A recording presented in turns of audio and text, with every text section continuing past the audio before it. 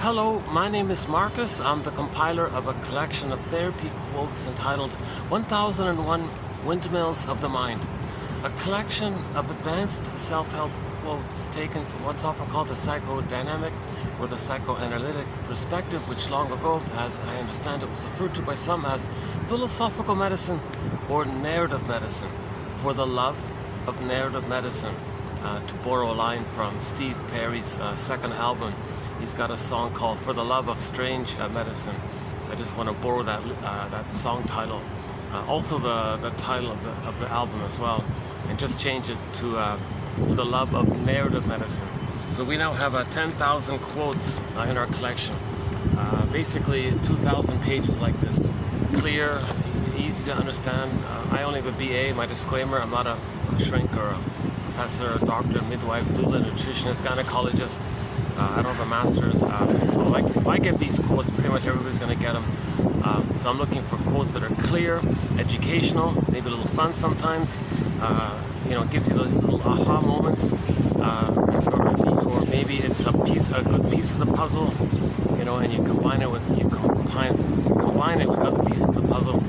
I try not to get people on camera. But my fourth time out here in the park, oh boy, yeah. So it's really sweltering. You don't see it, but it's in the high, what is it? It's in the high 30s, 39 or something like that. With the heat index, it's in the mid 40s. So it's pretty much a sauna where I am. I'll be doing numerous pauses to wipe off some perspiration. Sorry about that. But it's kind of nice to be outdoors, get some sunshine, and it's a tiny little city park. It's in the downtown, sort of not the busiest part of the downtown, but sort of like a minor downtown area, I guess. And I'm surrounded by condos and shopping malls and hotels and things. It's a tiny little park, and they built everything around it. So it's a nice little place here. Very busy, so yeah. So let's see how it goes. So my last 3 videos were done in this very park, and I felt I don't know, just being at the park, being outdoors, and you know, there's a little pond here, just having a little water nearby as well.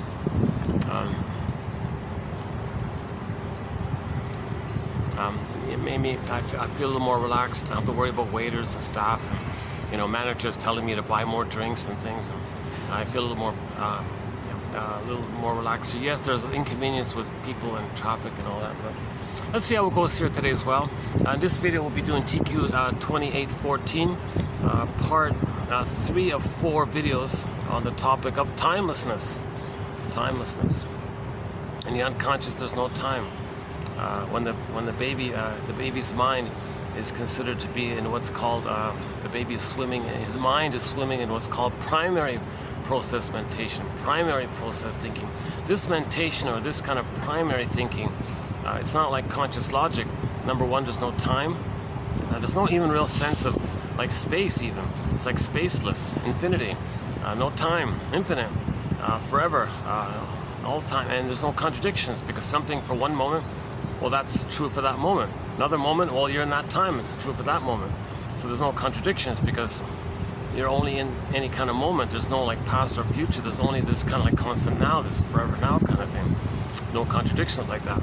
And things are wildly exaggerated for the baby. He thinks in pictures. This is the pre-verbal time, imaginal time, pictorial time. And so his images are kind of wild and wacky, because the baby is in a small, powerless kind of condition. And the mother has the grand power. From the baby's perspective, the mother's giant, basically. So his sense of himself in relation to the giant, and he can morph the images by his emotions. So he takes the image of the mother as this powerful entity, but if the baby's enraged, the monster's enraged, the mother's enraged. The baby's hungry, oh, the mother's hungry. The baby is not satisfied in the feeding, oh, the mother's a hungry wolf that wants to eat him. This is wild stuff here.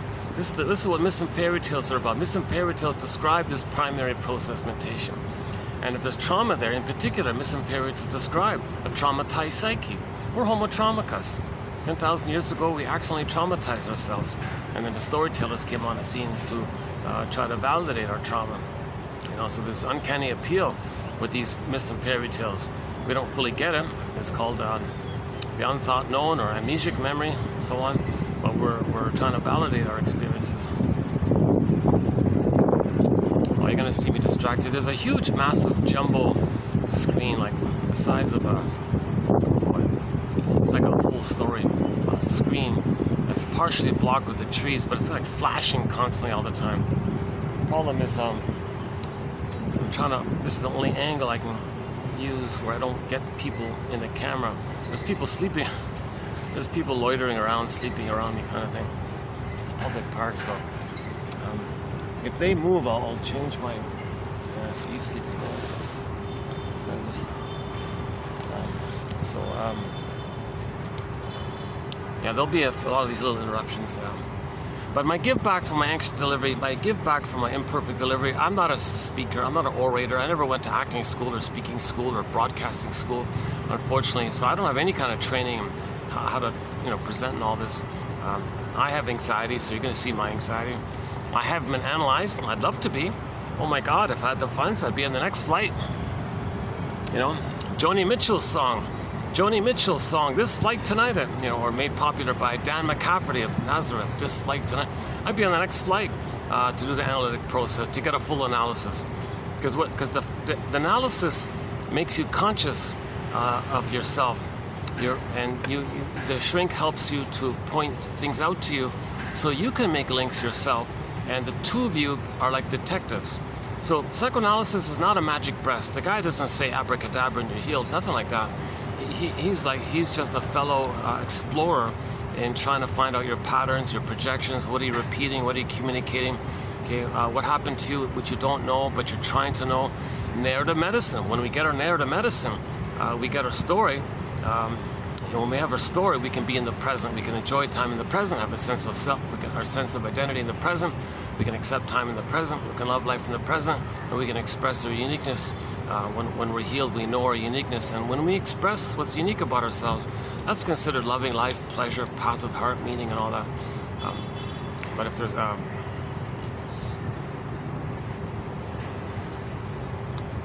let's let these people pass by here.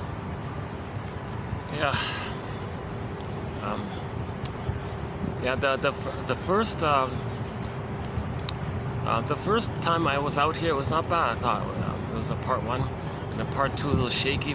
Part three was maybe half and half. It was okay. So let's see how this one goes here today. There's another guy there. See, there's not much shade around. That's the funny thing.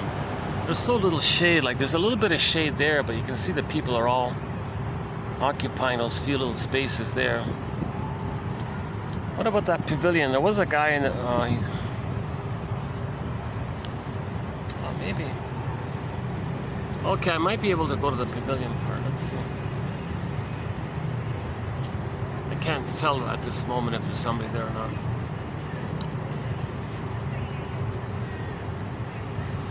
Yeah, sorry about my little logistics here. Oh, he's moving. Oh, good. No, he's not. Just moved over 2 steps.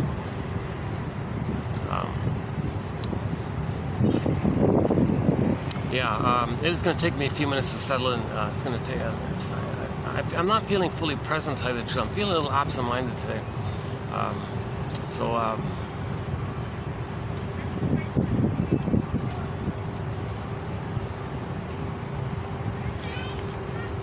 So we'll be doing 14.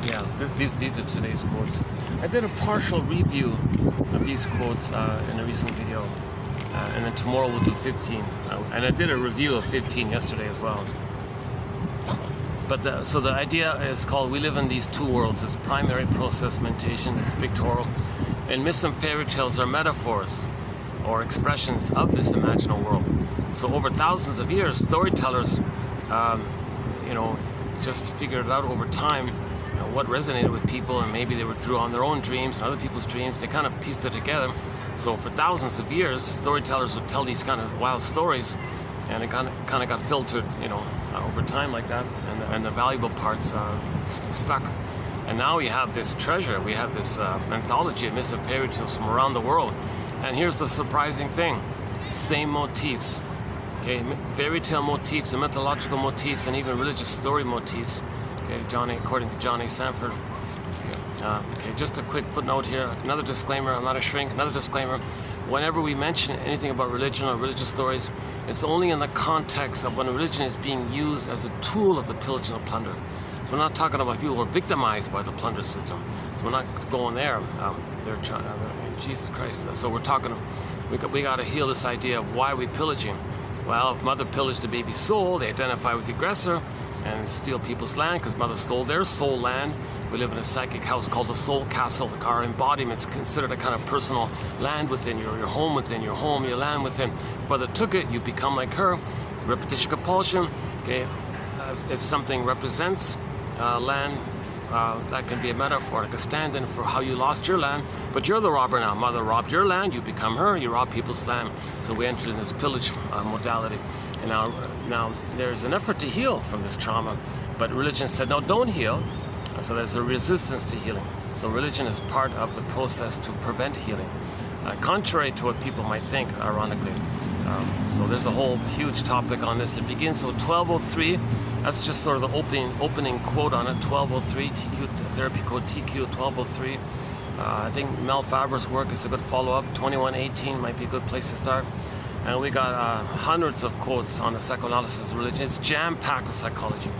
Actually, yesterday's quote was a little bit about it as well. Yesterday, we covered a little bit about the symbiosis and the timelessness. And,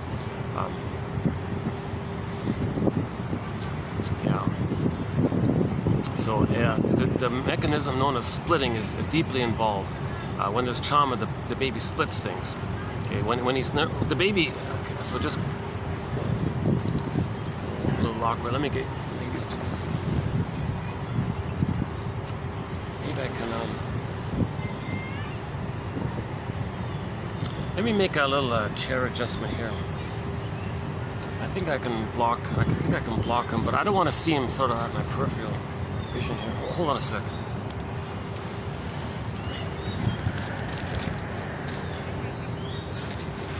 I have to put it behind the tree here. Will that do it?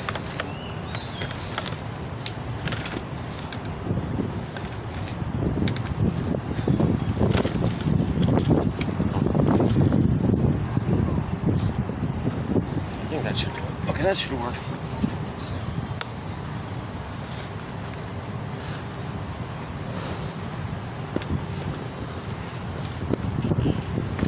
Give me a second. Hold on a second.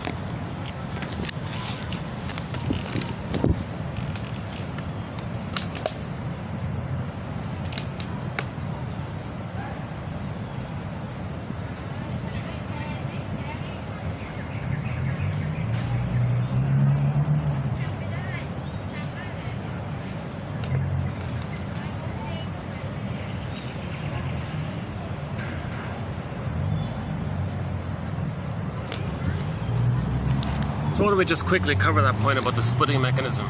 So how does the baby deal with pain? Okay, how does a psychic pain, emotional pain, if the mother's hurting him, what does the baby do? Well, operations of the mind, maneuvers of the mind, measures of the mind, mechanisms of the mind.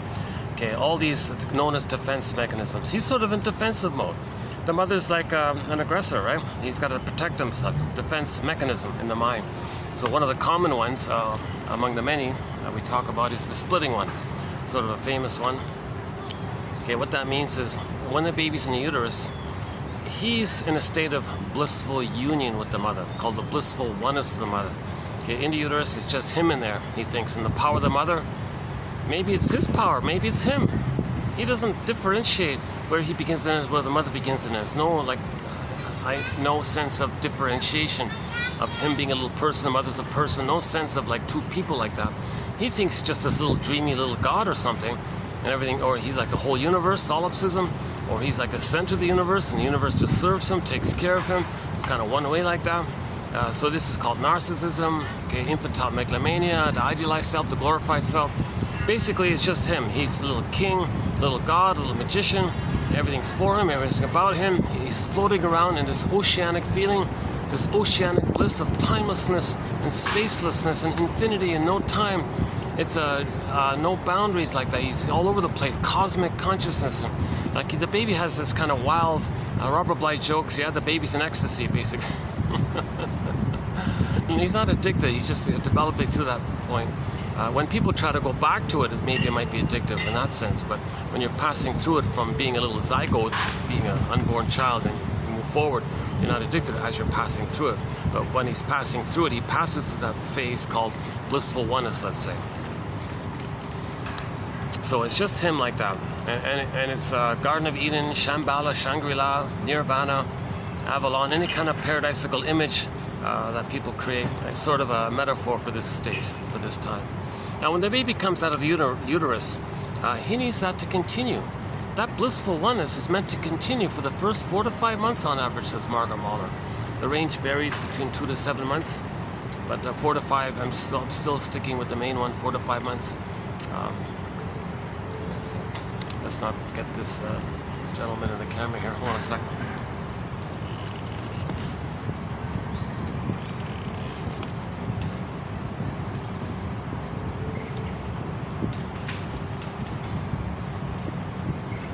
That's by, all right.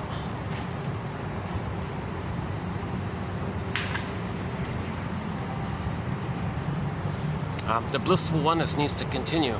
Okay, the unico mystica, one with this big mystery. Okay, and so yesterday we ran through some adjectives for this. I won't do it here, but if you go to the last quote, 13, Matthew Alper listed a few phrases to describe this cosmic consciousness, this one with it all, this blissful, wow-like feeling, whatever. So babies need that kind of perfect, heavenly, blissful, Garden of Eden-like experience to continue. Breastfeeding and nursing with the mother for the first 5 months is about that continuation. Breastfeeding is a matter of heaven and hell for the baby. It's like it's an either-or now. There's a splitting mechanism. The baby can't handle ambivalence. Do you want to see 2 cute pigeons? Let's see. They're coming along. Are we getting them in? Let's see. Hold on a sec. Just in front of the life preserver thing, there's 2 pigeons heading my way here. Very cute little guys. Sort of classic gray and black pigeons. I didn't know that they have, many of them have sort of orangey red eyes. I didn't know they had red eyes. Oh, he's coming here. One of them's coming here. Let's see. Let's see if we can get a close-up of his eye color. Let's see. Yeah, it's I see it. Yeah, it's red.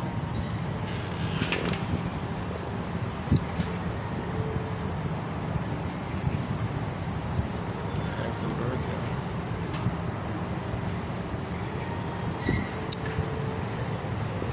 Sometimes I do get distracted in delivering when people kind of look at me a bit.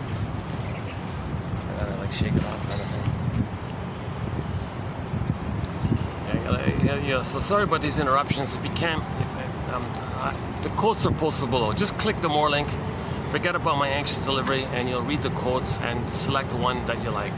Robert Bly's advice, read psychology every day for 10 minutes, which is what we sort of have here, 10 minutes worth of reading in each video.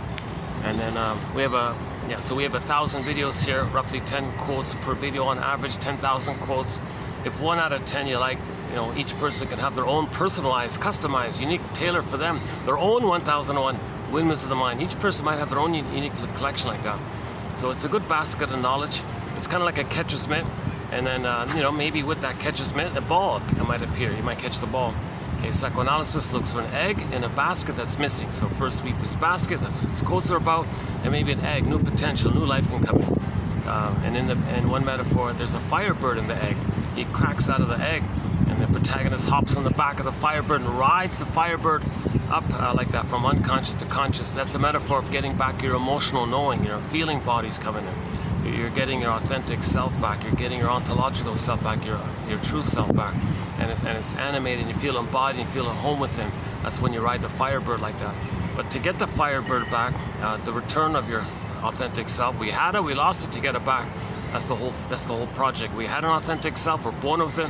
We lost it with trauma. We want to get it back. So this image of getting it back is riding the firebird. But to get the firebird, he's in an egg. Okay, we look for this egg. Where's the egg? Well, it's in a basket. Where's the basket? Oh, the basket's missing. So first weave the basket. That's what these 10,000 quotes are. That's just one approximate metaphor of narrative medicine. For the love of narrative medicine. Steve Perry. Yeah, we recently added his song called Friends of Mine on our soundtrack. From that album, there's a blues rock song by him called Friends of Mine. Interesting song, yeah.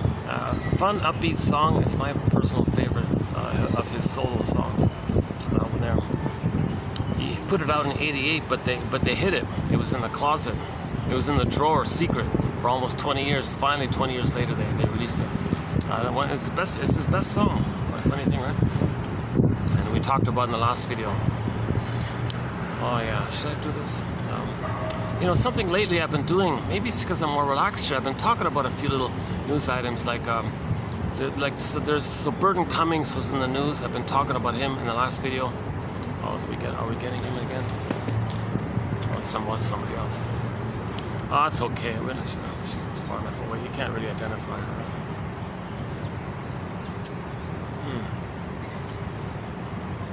Problem is, you know, I'm on the roots of a tree, like the roots are kind of sticking out from the ground, and my poor lawn chair can't be level, so I have a hard time.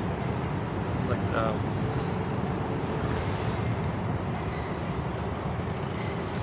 okay, if I hold it like this, we're not getting them in, right? Yeah, okay. Yeah, okay. If I do this, it's okay, right? All right. Try not to get them in. A lot of people take their lunch breaks. It's sort of lunchtime around here. A lot of offices and things. A lot of students. There's a major high school near here. There's a lot of kids and things. A lot of families, a lot of kids functions. A wide variety of people come here. Some work, people on their day off come here. A lot of taxi driver types take a rest here.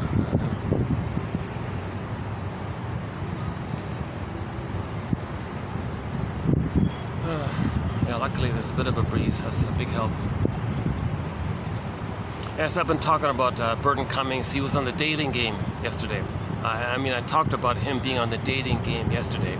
Interesting discussion, I thought.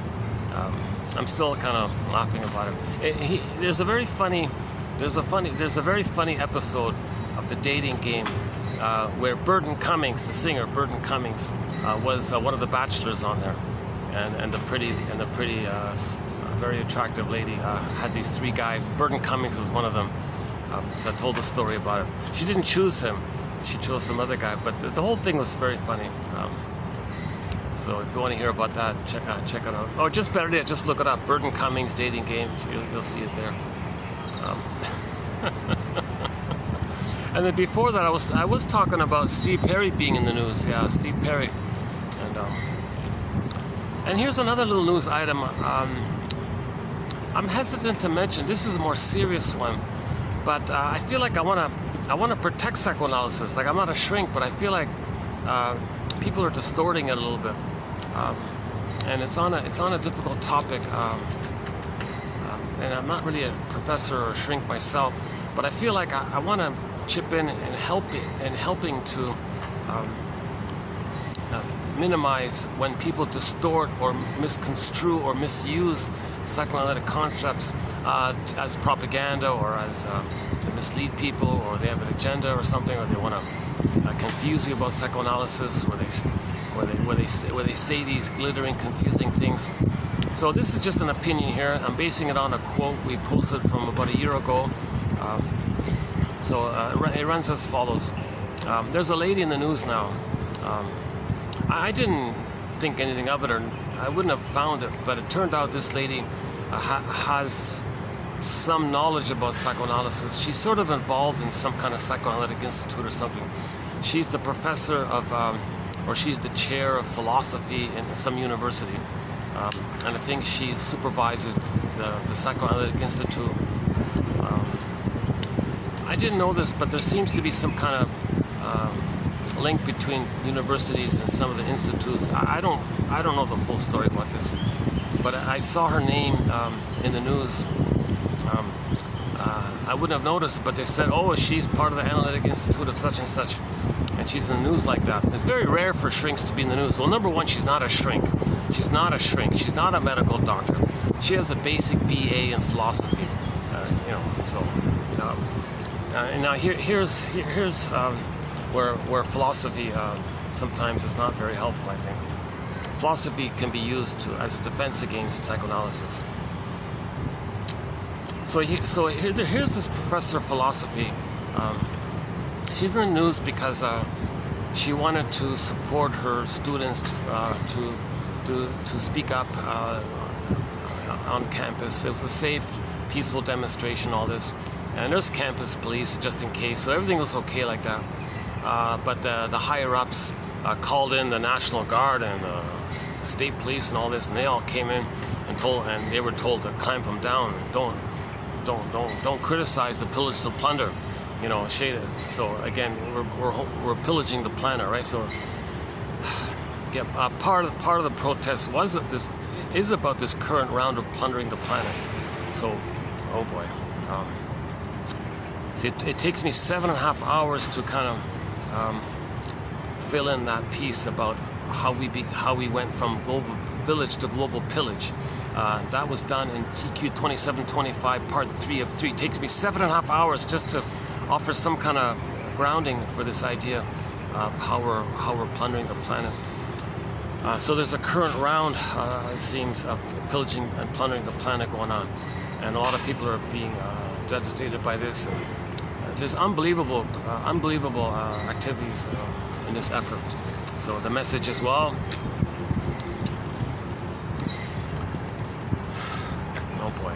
Okay. How am I going to provide a proper context for this?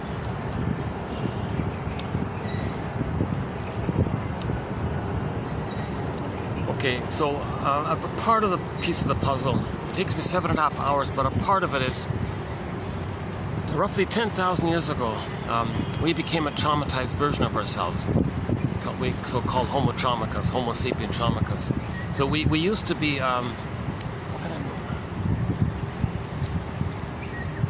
this is the only spot where my chair can deal with the roots. In a second.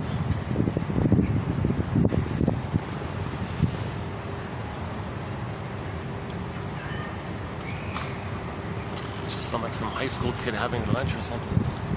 Okay, let's leave it like this.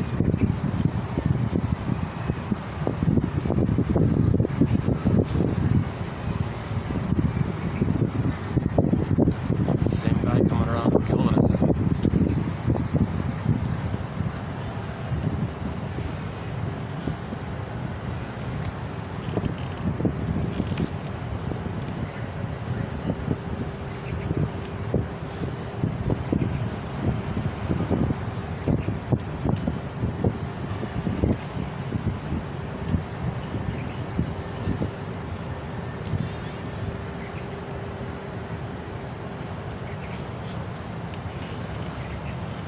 On.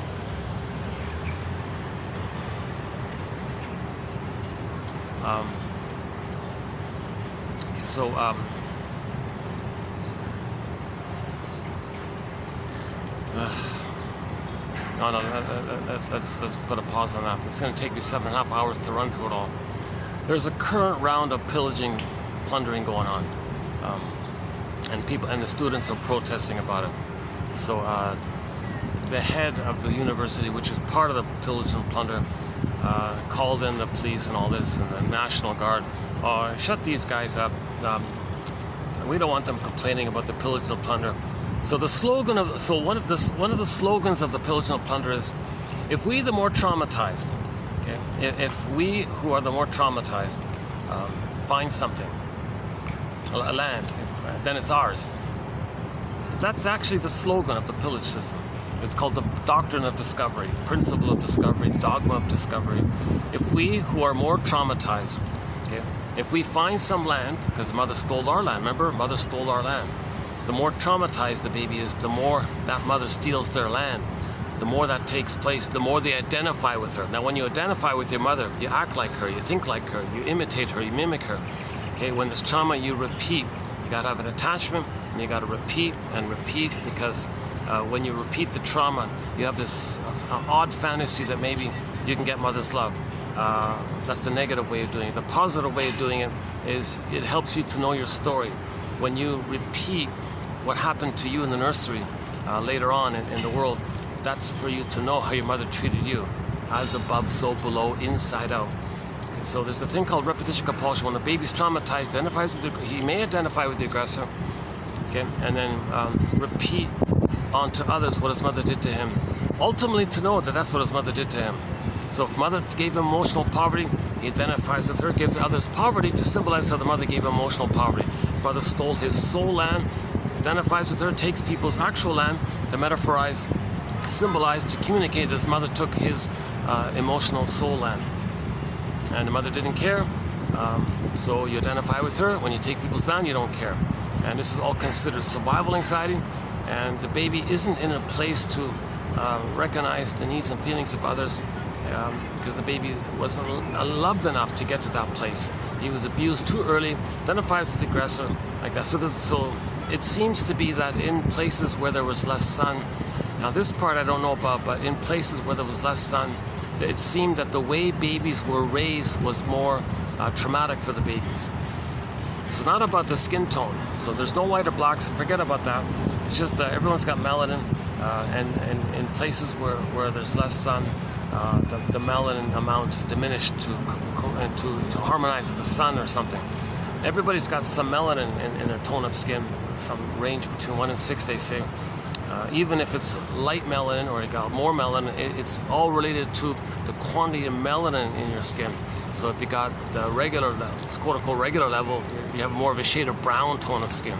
If you lose some of the melanin because for a long time you were in a colder place, you got less melanin, so your skin tone became more of a shade of beige tone of skin. Everybody's got a shade of beige tone of skin or a shade of brown tone of skin. There's no white or black, so forget that's nonsense. Michael Jackson's song is very good about heal the man in the mirror. You want to heal things outwardly, we'll start with the man in the mirror. Look in the mirror and heal the person you see in the mirror. If the man is healed and he's within, then his doing, his inside out will be normal. If you have your beingness, your outer doing is normal. So start with the man. Each person finds their authentic self, and their doing is going to be normal. That's called Inside Out, the Disney film. Oh yeah, we talked a lot about the Disney film Inside Out recently as well. Yeah, today's a tough topic. This part here. So it's all speculation. It's not even official. It's not even really official. It's not even like an official TQ quote. It's something you're kind of doing on the side. It's called the 48 symptoms of homo traumacus. And as I said before, it takes 7.5 hours to run through it. And one of the symptoms of homo traumacus is this transition from village to pillage, tolerant personality to prejudiced personality. Okay, homo naturalis to homo traumacus or homo short-sellicus. So the mother short-sold the baby's soul. The baby becomes a short-selling mother.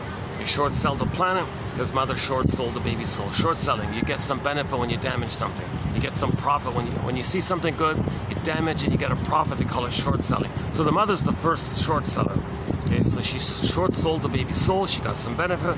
Okay, that baby identifies with her and goes through life as a short seller, either directly or using proxies for them. That keeps them loyal to the mother. That lets them have a mother, because if they have the mother, everybody must have a mother. So if the only way to have a mother is to imitate her, that's what they're going to do. Okay. Plus, they're angry at her. When they treat others the way the mother treated them, they then flip and see the one they just hurt as the mother who hurt them. Now they want to control that person they just hurt, as discussed in the last video. So in the last video, we spent about an hour on that point. Actually, in each video, I kind of cover this point about a thing called identification with the aggressor, a major. I'm a little distracted. I try not to get people on the camera, but let me see if I can make an adjustment. I don't want to get that guy behind me in the camera as well. I got this little window where I can not get people on the camera. Hold on a second. See if I can just make a little adjustment. No.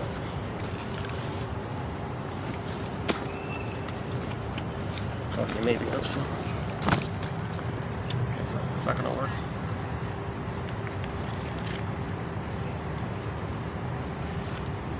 Okay, we're okay, right? That one's over. Yeah, okay. I think we got it. Okay.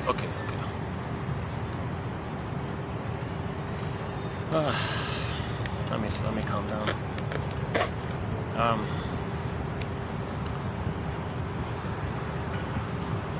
Oh boy. I wish I could just summarize that 7.5 hours in like 2 minutes. I don't know how to do it. It involves identification with the aggressor. It involves repetition compulsion, inside out, as above, so below. Okay, and the symbolic acting out. Okay, the unconscious hope for the fulfillment of old unfulfilled needs. And there's a whole body of material in that area. So anyways, so one part of it, or one of the key parts of it, is it seems to be that when we became Homo sapiens, so we used to be Homo bodoensis according to one theory, and we were Homo bodoensis for 1 million years according to one theory, and it took us as Homo bodoensis version of us, it took us 1 million years to become Homo sapien us, and that was 150,000 years ago. This was in Africa, then we spread around, settled in different places, and then for about 150,000 years, 140,000 years, let's say, and then 10,000 years ago, we discovered, we had all these discoveries. And then from the mismanagement of our discoveries, we accidentally traumatized ourselves. And then babies were removed from the mother. Then when the baby's removed from the mother, he's in a rage. He thinks the mother's a monster, hallucinates a goddess, and it's a splitting mechanism. And that's trauma. And he creates an image in his mind of somebody doing that to him, a mother imago. Now that's his mother now, so he's going to act like her. Now he'll think the mother was greedy, a hungry wolf, so he'll identify with her. So he'll think, I got to be greedy. If I'm not greedy, my mother's going to eat me. They see the mother onto everybody. Am I greedy, you're greedy. So that's one of the slogans of the plunder system, is my greedy, your greedy. You can see it on YouTube. There's a key figure in the plunder system. He says it on YouTube. So they asked him, the interviewer asked him, why do you short sell, why do you destroy the planet for a quick buck? Well, my greedy, your greed. If I'm not going to destroy the planet, you're going to destroy the planet. My greedy, your greed. He had this kind of impulsive, hysterical kind of reaction like this. I don't trust anyone because he only sees things through his trauma. They don't understand. A lot of people don't understand whole object relations. If a baby's so abused early on, if they're removed from the mother, put on a scale, and put into another room, and if some kind of violent thing takes place onto them, Jesus Christ, they're too flooded with stress hormones. They're too flooded with survival anxiety.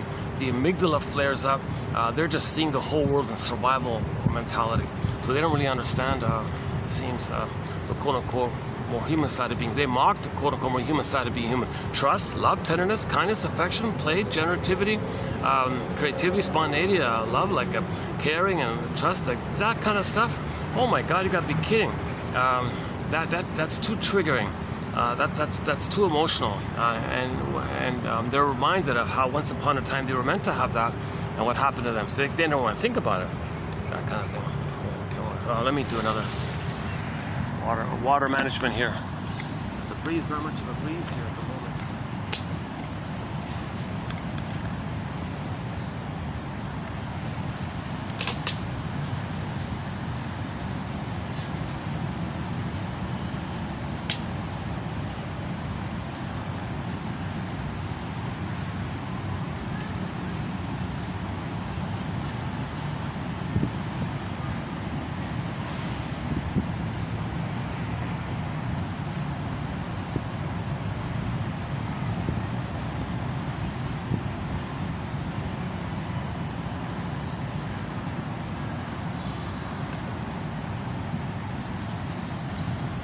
Oh, look at that! When the breeze, geez, when the breeze stopped, the sweat started pouring down.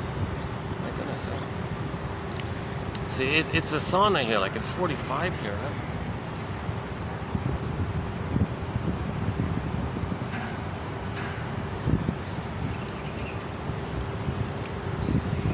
Everybody's in the shade. Although I do see one brave person out in the sun. They got a wet towel over their head.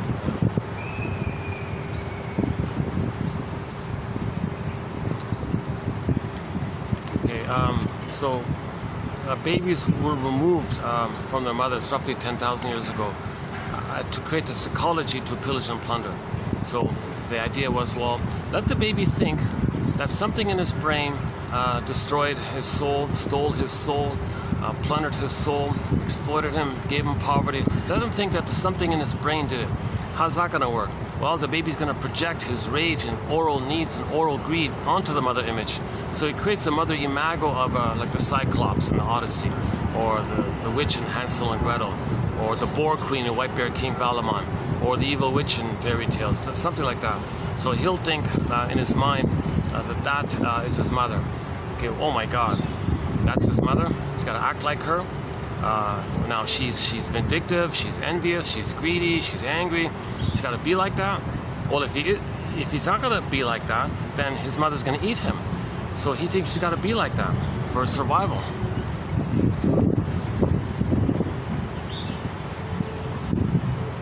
That's just a fragment of it. So 10,000 years ago, while we were in different places, it seems to be that in the colder places, somehow, according to Lloyd DeMause, the way babies were raised changed in the colder places. So there was more trauma there. Okay, now that isn't, at the same time that's going on, people are losing the melanin. The melanin doesn't cause the person to be more traumatized. That's a trivial biological variation. It's a cosmetic thing. It's a superficial cosmetic thing.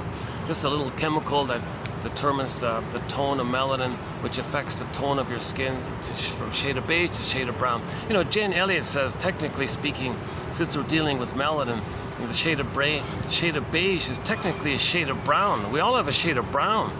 Even a shade of beige is a shade of brown, so we all have a shade of brown. What about the person who's pale? Well, the pale person, she said, or someone else said, if it's a shade of beige, if they're stressed, then the blood constricts and is sent more to the vital organs centrally. So the blood is diverted from the superficial area to protect the vital organs, so they might become more palish like that. But they're still, but the pale, that's just the blood being diverted if there's trauma. But they still have a shade of beige, which is a shade of brown. So we all have a shade of melanin. Bruce Cockburn in his songs has a song. Carl Sagan, Ketcha Epstein, Bruce Cockburn, a lot of folk singers and humanistic speakers, they all say the same thing. When are you going to realize that we're all one family, and it's a trivial biological variation that over time some people lost some of the melanin like that, and that affects the tone, your eyes, and your hair. It affects the color of those three parts, they say. Trivial biological variation, superficial cosmetic thing. So it's not about that. That's nothing. But there can be psychology issues later on associated with it. So the real issue is if babies were more traumatized in the colder places, okay, then there is a fear of differentiation. There is a fear of personhood, the sense of the baby being a person and the mother being a person. That, like, she's an other and he's a self and other. So there's a fear of the other. Okay. So this idea means the baby's one with the mother.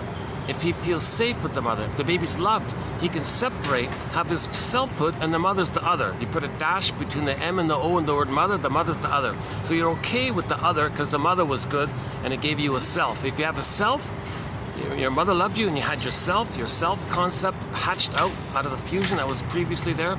Okay, that means she was a loving mother. That's the prototype, then you're okay with the other. So somebody can be other because you had a mother. Mother's the other. Now, if the mother's good, then you're okay with the others, because the mother gave you a self, gave you a personhood, gave you a sense of self, and a mother allowed that kind of thing. If the mother doesn't allow that, you're still fused and you're afraid of mother, i.e. the other. You're afraid of mothers, okay? Even though you worship her and you're one with her, but you're afraid of her. So then you're afraid of the other. So there seems to be more trauma in the colder places, like question mark, like double question mark, 3 question marks.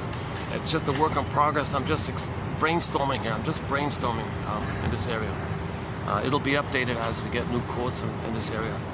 We do have a thread on prejudice. So we have a lot of good quotes on prejudice, splitting and projection, and Melanie Klein's theory about the positions, and this current idea about the other is important as well.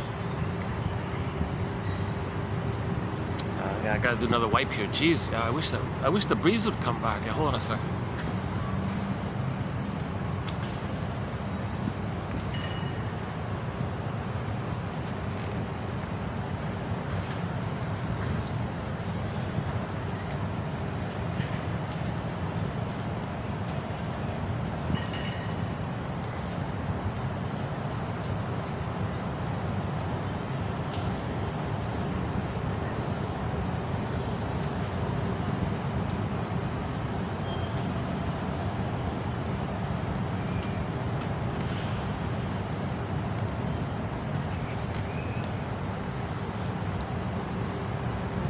Okay, so in the more traumatized place, there's going to be this sense of this issue of the other, right?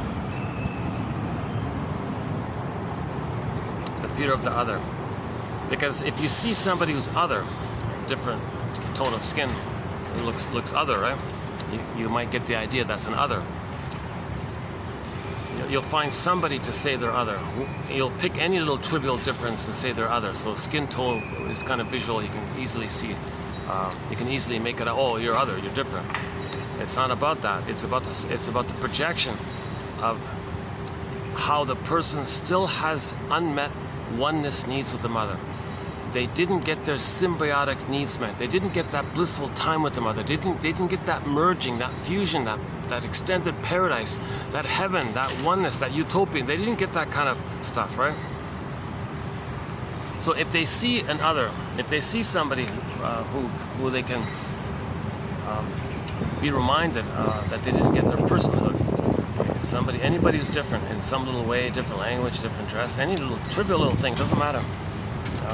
It'll freak them out because, wait a minute, I didn't get my personhood, I didn't get my selfhood, my mother didn't give me that. That's too triggering. I didn't get that, so it triggers up the feelings. I'm not getting love to get your personhood. So you're going to hate the other for that, okay? Because they remind you that you didn't get enough love to become an other, like how you see them as an other. I mean, a person, a sense of self, having a sense of self, having an authentic self. See, it all goes back to this issue. We're all born with an authentic self. The word of the year by the Merriam-Webster Dictionary Company last year, 2023, the word of the year was authentic. Key word there. We're all born with this authentic self. It's a given. We're all given it. We had it. With trauma, we lose it. And that's the issue. Now, we don't lose it if the mother meets the baby's needs for safety and attunement and reverie and sweetness and tenderness and affection, what things that mothers do to allow the baby feel safe with them in safety. 4 to 5 months, he hatches out and he has a sense of self by the age of 3. A lot of children not getting this. So it's unresolved. Unfinished business with the mother, and you're stuck there, frozen, flash frozen, like the frozen woolly mammoth on a block of ice, flash frozen. Okay, your soul is in cold storage in this timeless frozen place. You're kind of stuck like that. Okay, what's the same guy again? Oh, I see. Oh, there's that gentleman. It's just walking in circles around this park. I don't want to get him in the camera. Let me I don't want to get anybody in the camera, to tell you the truth. Never mind him, anybody. I've been very good. I've been very careful not to get anybody in the camera. On a rare occasion, somebody might, pass by. Oh, there's one of the stray cats. Let's see if we can get him over. I know some of these. I've become familiar with some of these cats. This is a different one. I don't think I know him. But yesterday I made I made friends with 2 new cats. The security guard has a cat. He's very friendly. And this other cat was very affectionate. This very older cat with a very thick fur. He just crawled right up. He just walked up on me. He was very friendly. This seems to be a younger one.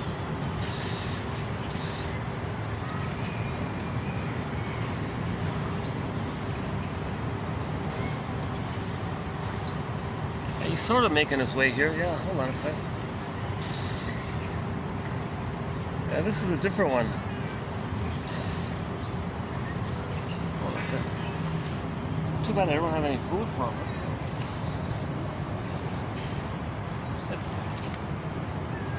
Where are you? He's under the chair. Where is he?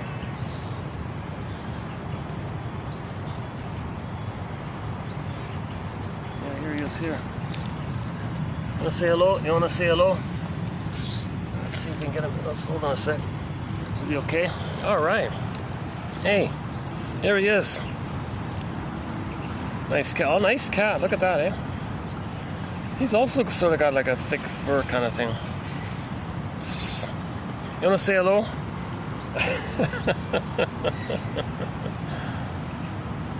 Okay.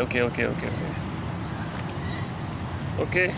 Next time I'll bring something for you, yeah.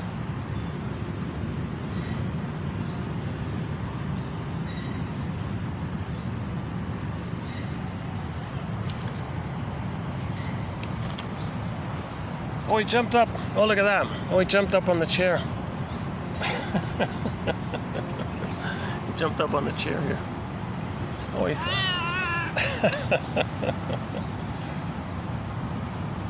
I guess he's wondering where's the food. Well, why are you calling me if you don't have food? Is he a little scratched here? Oh, he's got a little scratch here. Oh, he's got some scratches.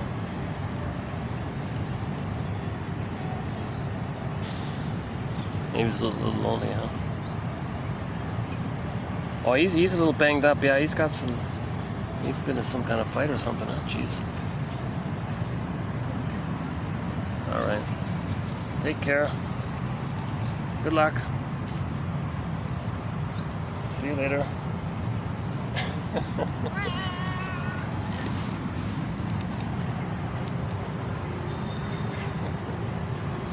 The cat is a companion animal to our collection here.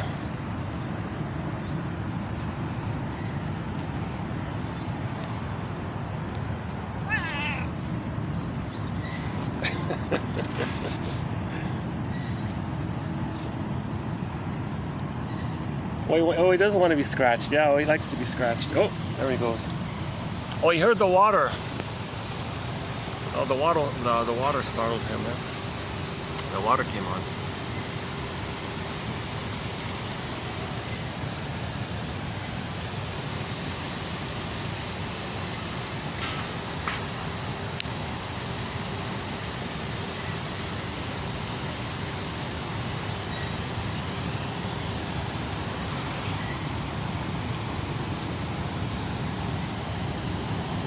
Oh, he's gonna sit. Oh, he's sitting on the cord. Hold on a sec. Yeah, okay, here. Okay. Oh, he's gonna sit here.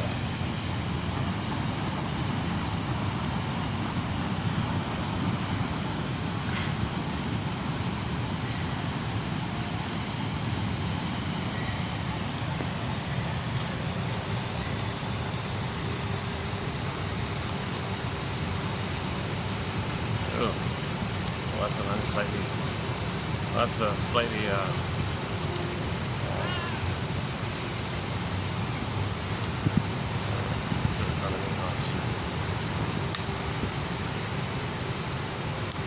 okay. So there are some dramatic looking characters sometimes. Okay, never mind. Well, the cat's still here. He's sitting on the chair.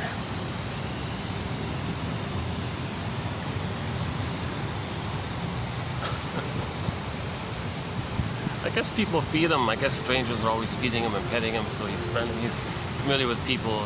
He makes friends usually with people. Or are you gonna stay here? Are you gonna move on, or what are you gonna do?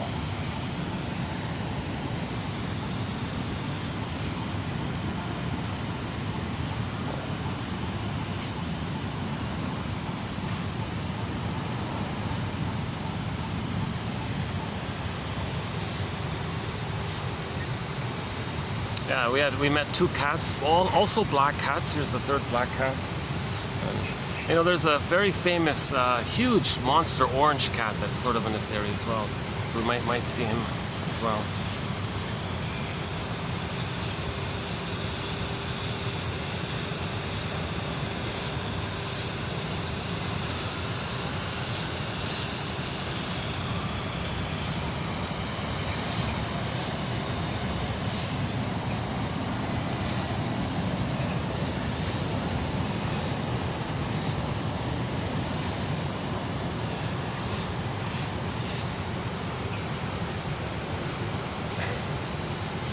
You know, he did sit on me, but he blocked the cord, so I had to pull the cord. And so now he's looking for another spot. I got this to the the battery. Let's check the battery. It's holding up. Okay, good. That battery issue.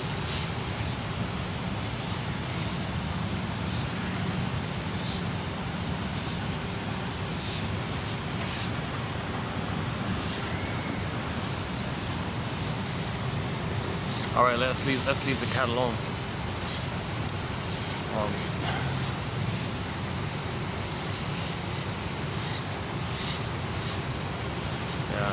I love pets and animals and wildlife and nature and all. Yeah, as do most people. So anyway, yeah. So that's the theory. If there's more trauma in places where there's less sun, so now you got people with a shade of beige tone of skin who are being more traumatized, let's say. Now, why? I don't know. Again, triple question marks here. Okay, weather, temperature, diet, environment, climate, customs, new customs. I have no idea why. And even if it's fair to make that kind of a general statement, I'm just guessing here. I'm trying to make the inference. Like, why is there a slogan called the principle of discovery? If we, with the shade of beige tone of skin, find something that belongs to us, and that's how the planet's been plundered and pillaged, right? Well, with that slogan, it's an actual slogan. Some indigenous people about a year ago were saying, could you please stop with this? We're all one family here. It's not about, you're more traumatized, and your mother stole your soul, so you think you can steal people's land to communicate that your mother stole your soul, and you're in this compulsion, you say you can't help yourself. Well, come on, just talk about it.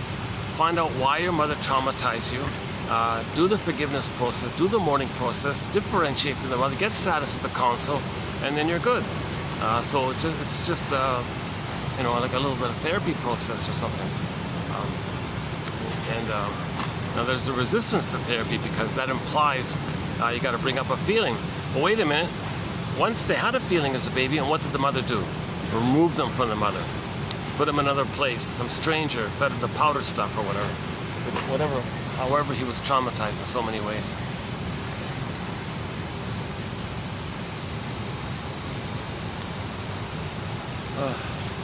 Yeah, so it's good that the water's, yeah. It's funny, we have a quote in our collection, when you hear waterfalls and the water settings, you are unconsciously reminded of the blissful time and the oceanic feeling in the uterus. Like you may get some of that water world feeling that you had in the uterus. What good is that person even? This person has a very shocking kind of demeanor, like a shocking appearance. Yeah, oh good. I'm relieved they're moving on.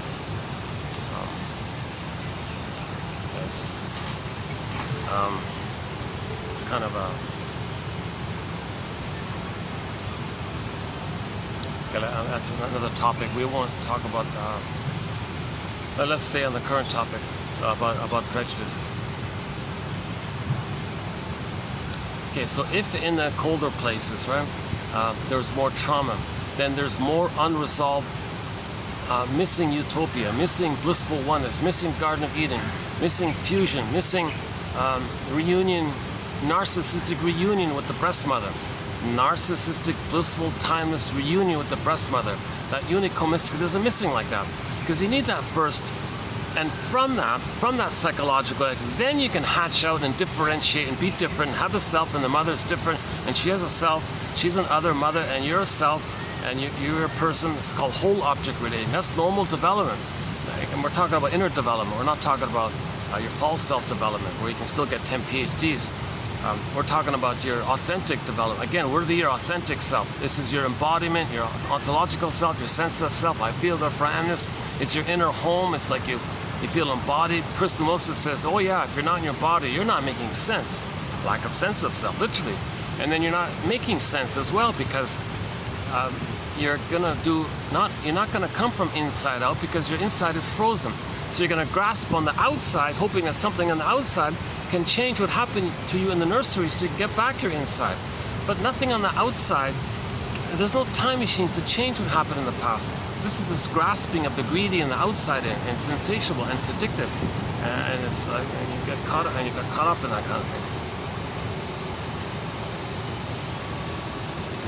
Okay, yeah, about a week ago, I was also commenting on some one of these hate. Someone in Route 66, they call these guys agents of hate. You know, these people are so filled with hate. Now, this hate just means anger's at the console. Okay, in the Disney film, when the person's needs don't get met, the pleasant feelings slip away. You go back to the survival brain, and anger's mainly there. Anger's not primary. Anger's the reaction to survival brain when you didn't get your needs met for your authentic self. If the child loses his embodiment, his authentic self, oh my God, what's left? So now you're angry by that. You go back to the first brain. Okay, so 3 brains, 1, 2, 3, evolution. Okay, the brain with 3 parts, the triune brain. Okay, the 3-in-1 brain. We've got 3 brains, or 3 parts of the brain. Okay, the first part, second part, third part, like evolution. The survival one, sensations. The middle one, the mammal one, the feelings, the main one. And the thinking cap, the cortex. Now, usually the thinking cap, the cortex, makes you aware of your uniqueness, of your feelings, of your embodiment, the middle one, and which you express as pleasure. And the survival brain is only there if there's like an earthquake or something. You got to run, or that kind of thing. That you're not meant to live constantly with the from the survival brain flared up and everything else is frozen, where the middle part is frozen, and the survival brain co-opts the thinking cap to make excuses for the survival brain, to facilitate the survival brain. So in the Disney film Insetta, we saw this basic message. Joy and sadness got zooped away when the needs weren't met. When the needs are met, the feelings are pleasant. Joy is there. When the needs are not met, joy zoops away. So joy and sadness, the primary basic feelings, joy zoops away. And then you go back to the first brain, the survival brain. So fear, anger, disgust. Disgust was mainly sort of like physiological, distaste, smell. Fear gets overwhelmed easily. The baby's cornered. He can't go anywhere. He can't fight or flee. All the energy, so it kind of leads over to the anger part. So now you got sort of anger at the console like that. Anger's not primary. It's not meant to be like a basic thing. It's just this desperate survival area when there's trauma, following trauma. Oh, good, we got a breeze coming. Oh, geez, just in time. Okay, hold on a second. Oh, we're still there. A couple of behind rocks up there. They're far away. You don't really see them. All right. I guess it's going to start to get busy, right? What time is it? Let's see. What is it? Oh, it's 4:07. Oh yeah, the school's going to get let out. The school's going to get let out soon. Oh geez, there's going to be 1 million teenagers coming here soon. I might have to move. Soon. Yeah, maybe I'll go back to where I was yesterday night. There's a little space in between the park and the mall there. There's like a little strip of grass there. The security guard let me use it last time, so maybe I'll go there. Let me do another water management thing. Yeah, another awkward video here. Hold on a second.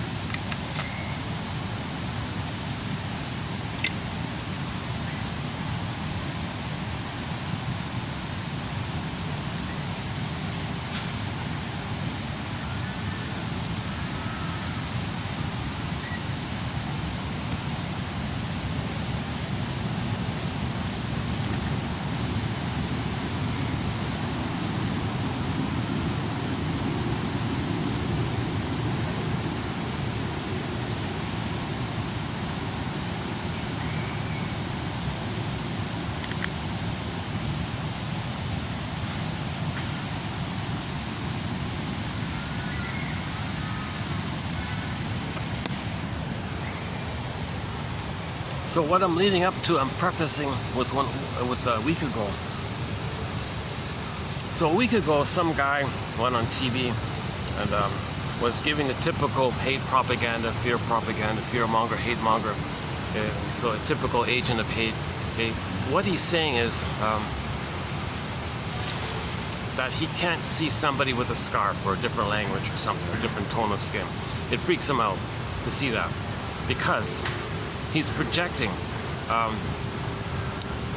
the idea that what he needs is where everyone around him is in the same boat as him, meaning everyone around him looks like him, same background, same language, same reference, cultural references, whatever, and everyone's traumatized in the same way. So everybody's the same unresolved issue of unmet symbiosis with the mother. So they're looking for the oneness, the blissful oneness like that. So if you see an otherness, you freak out because you didn't get your otherness. So you hate the other because you didn't get enough love from the mother other to let you have your selfhood, your personhood. If you have your personhood, you can accept the personhood of others. If a person can't accept the personhood of others, they don't feel their own personhood, their authentic personhood. So they're still looking for the utopian, blissful oneness of the mother. So he was saying to his colleagues like that, yeah, we're all one with the mother, right? And we're still stuck like that. We need the fantasy that we each of us want to collectively, each of us at the same time, each of us, we all want the same thing. We want to be back in a blissful oneness with the mother, where there's no other. So somebody with a different culture, or someone looks, that kind of makes us think there's an other. Well, we freak out like that.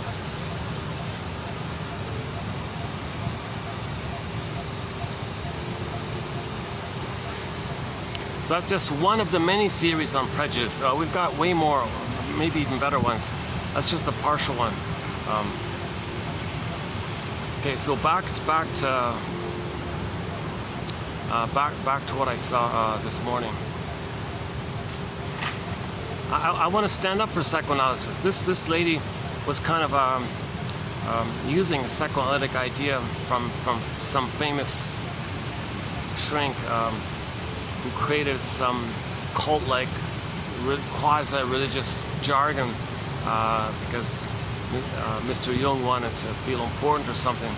So she took this fellow's idea. We don't have any Jung quotes, by the way. We don't have Jung or Lacan or convoluted English translation or messed up translations of Freud. We don't have that stuff. Or even any of the other famous, like Kohutz and you know, at least even Adler, not too much. A little bit by Adler, not much. And some of the other little slightly more well-known names. Again, the criteria for the quotes here, they got to be clear, a little aha, helpful. Okay, so we got quotes by Masterson, Karen Horney, Edmund Burglar, okay, Althea Horner, Dorothea MacArthur, okay, Rinsley, Solani, Guntrip, James Grotstein, excellent author, Thomas Ogden, another good author, excellent author, and so on down the list. We got hundreds of excellent authors. Those kind of authors, they're not like main big names like that, but they're those kind of quotes that are helpful, I think. Not shrinks who are encouraged and made in the public, and all they're doing is, listen, look at me. I have some new jargon. I have some nice new words. I talk nicely, and I can use a smooth voice, and I got fancy words. Look at me, admire me, say how nice I am, because my mother didn't look at me. So could you look at me? So, and you're lost in this nonsense. So a lot of people get swept up in this stuff. So we're not interested in that kind of stuff. We want narrative medicine, for the love of narrative medicine, not just some fantasy of narcissistic voyeurism. Somebody's an exhibitionistic in their narcissism. Look at me, oh, I wish I could be like you. I'll be the voyeur. You'll be a proxy of my narcissism. Okay, we're not interested in that kind of stuff. We might analyze it, maybe, but not interested in that stuff.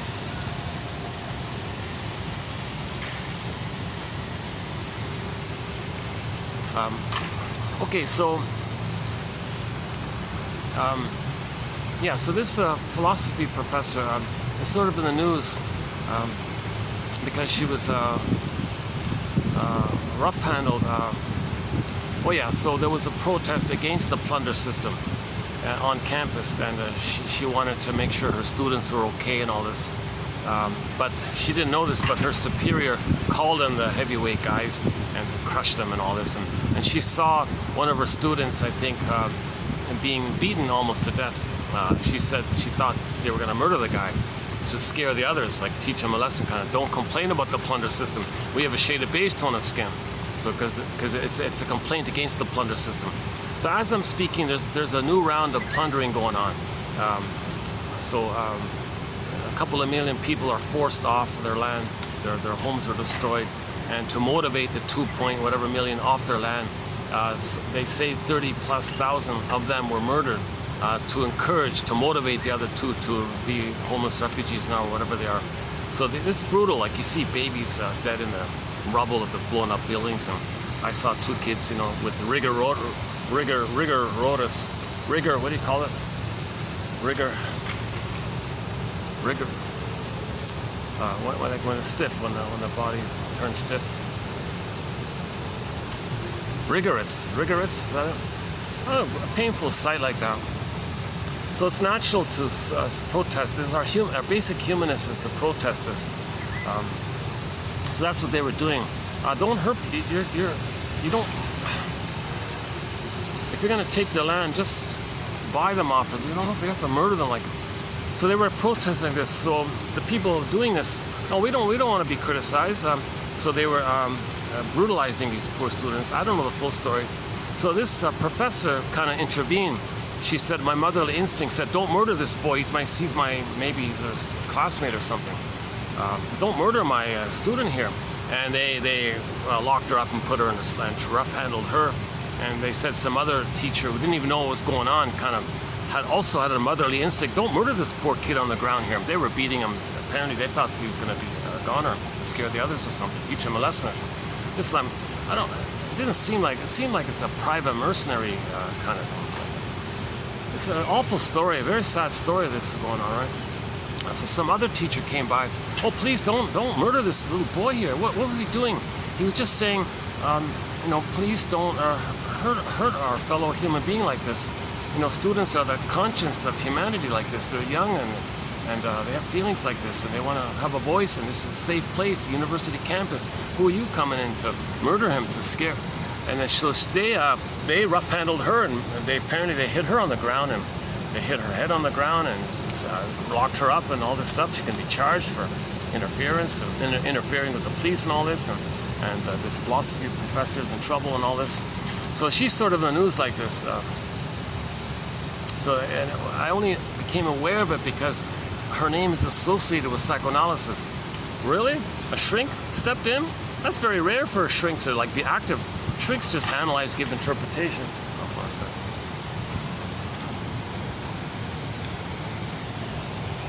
So it turned out she wasn't a shrink. She's only a philosophy professor, PhD in philosophy.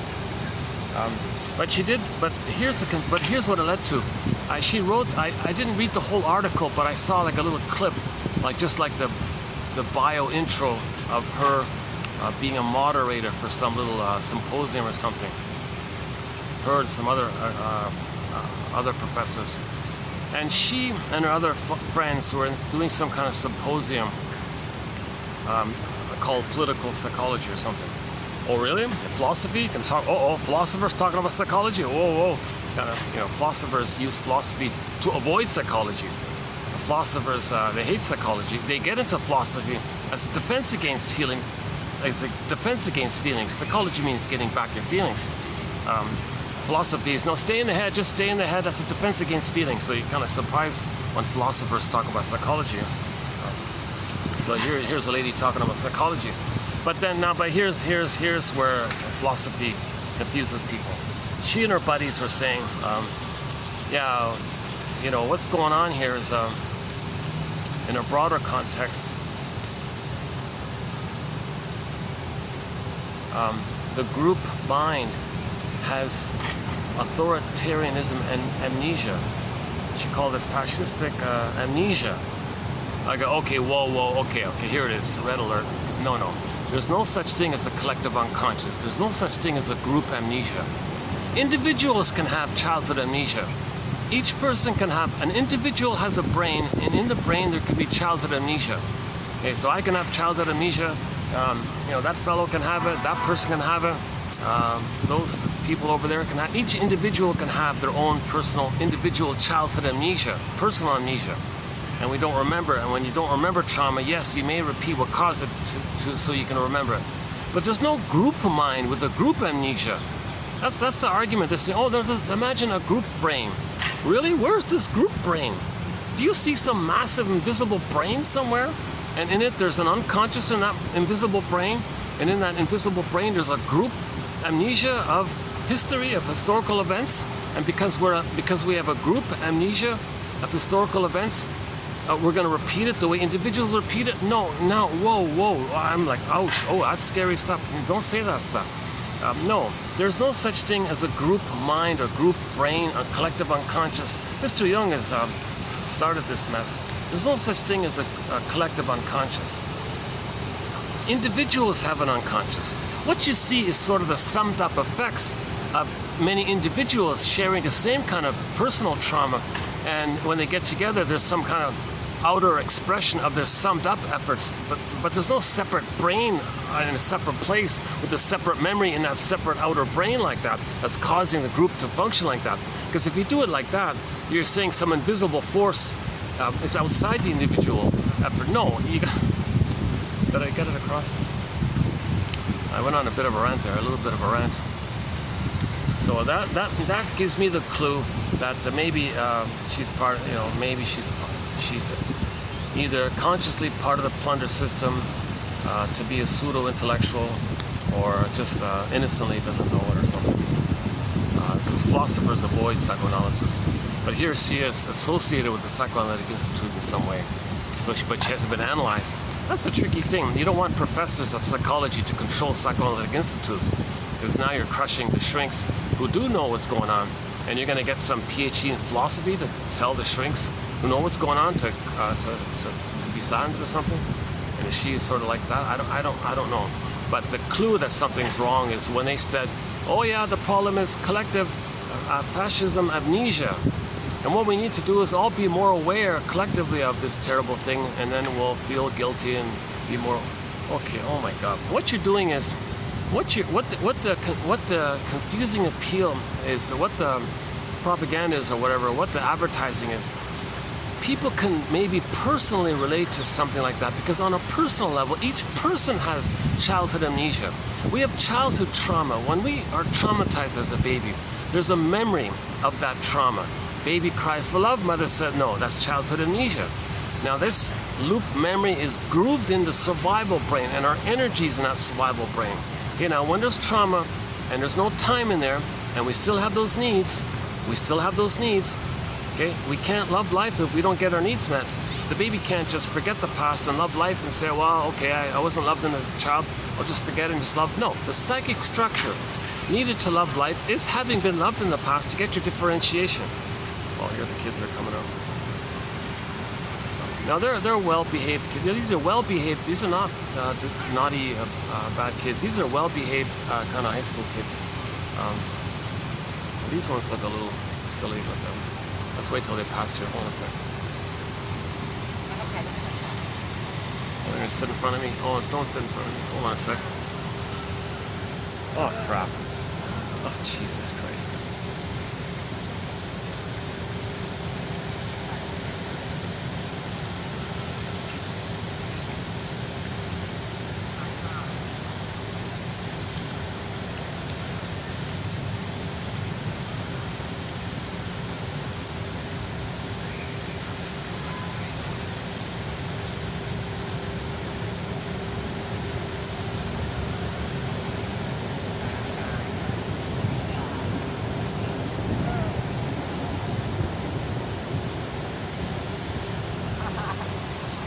It's all very innocent. They're sitting like about 8 feet in front of me. Three of them. It's all very innocent and all that. They're not targeting me or anything, but well, now they're lying down. Jesus Christ. Okay, let me find another spot. This is too distracting. I can't do this video with a bunch of high school kids goofing off in front of me. Hold on a sec. Where else? I think I can go in. Yeah, I think there's more shade. Yeah, I think we're okay. Let's Let's move it. Yeah, let's move it over. Hold on a sec. Give me a minute.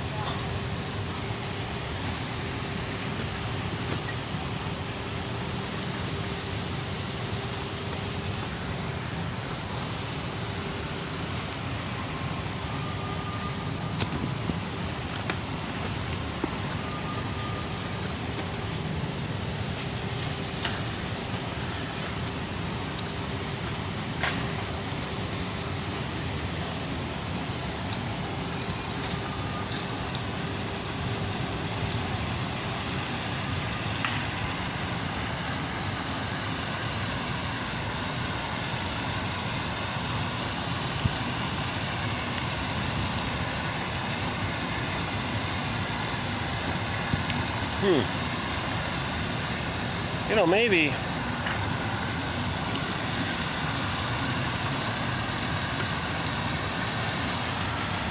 let's give this a try. Maybe I can do it here.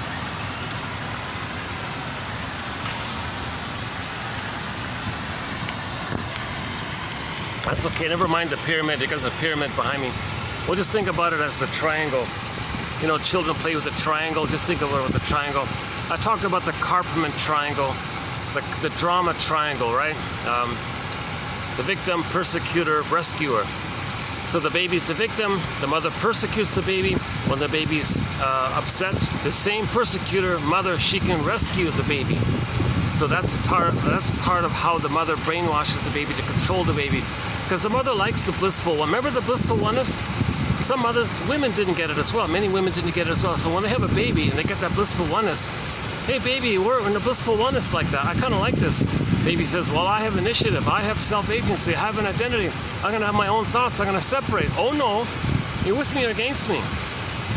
So if the child has self-initiative, mother withdraws. She persecutes. She punishes. Child freaks out. No, mother, I won't leave you. I'll do what you want. You want to stay in this symbiotic oneness because that's what you need. Fine, I'll give myself up. I won't have my own mind. I won't have my own thoughts.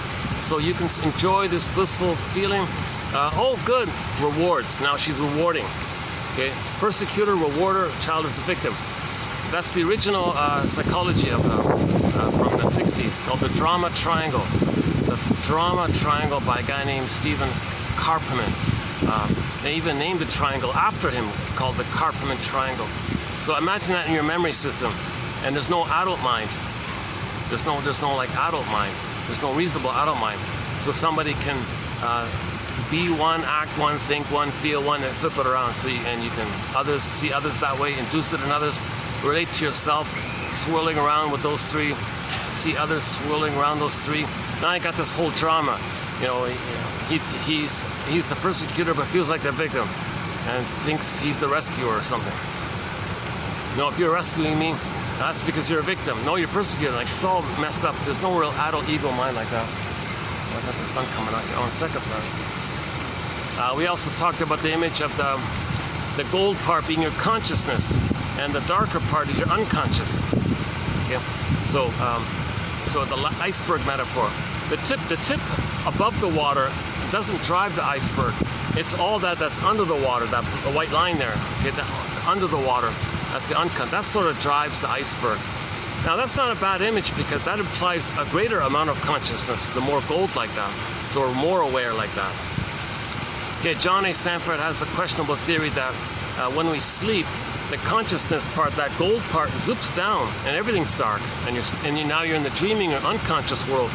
And then when he calls that the flood, the motif of the flood, you're flooded like that when you sleep. And you wake up, it comes up again, and flooded again. It happens every day. Huh?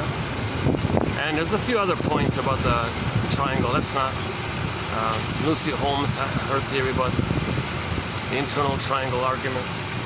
That's not too much about it. I'm not a member of some conspiracy, or just happens to be there. Unless I can.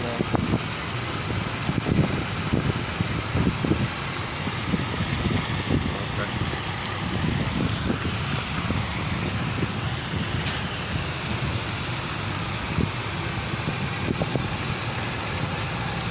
I don't know if those kids were just innocent like that, or just said, I want the spot, I'm going to see it, I'm going to take it.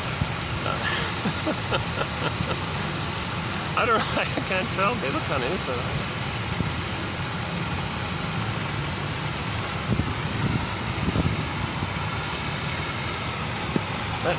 Let me get some better shade here. Hold on a second.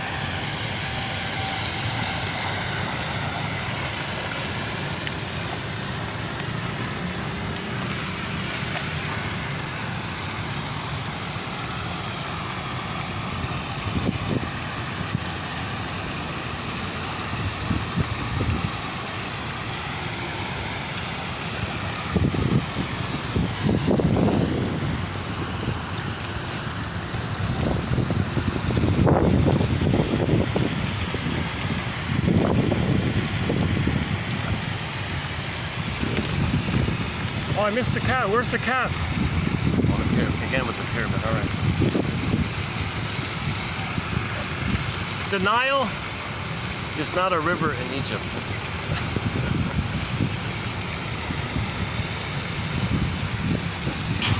So this lady, they said their symposium, they're all in agreement. Yeah, let's talk about fascistic amnesia.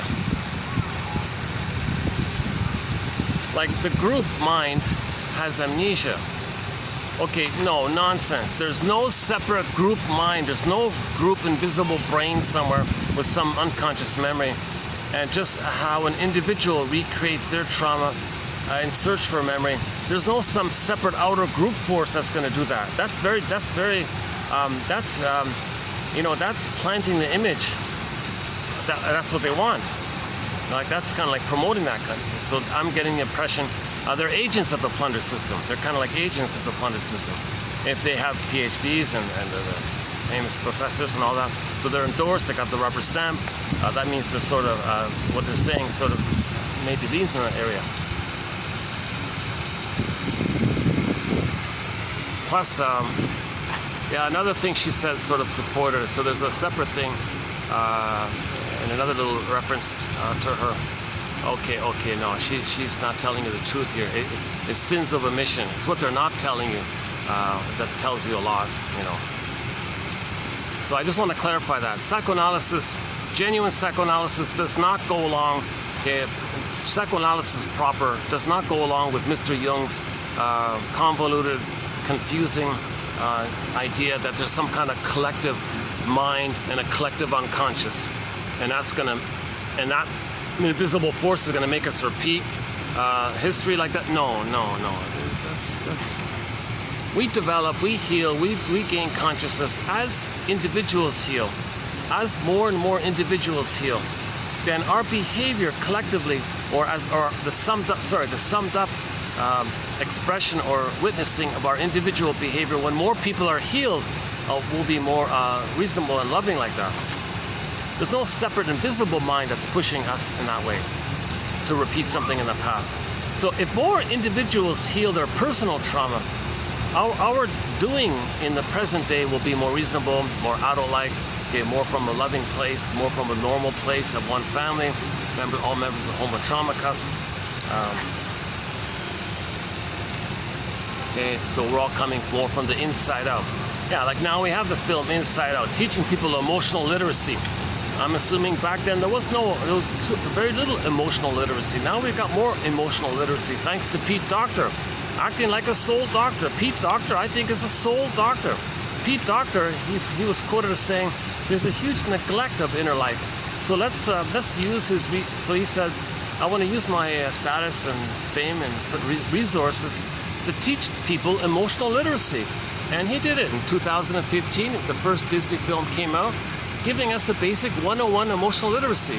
And now next month in June of 2024, I'm posting this in May of 2024, next month in June of 2024, the sequel, after 9 years, finally the sequel's coming out. And if you want a discussion of it, I think I did do it yesterday. Yeah, I did do it yesterday. Oh yeah, I did it yesterday.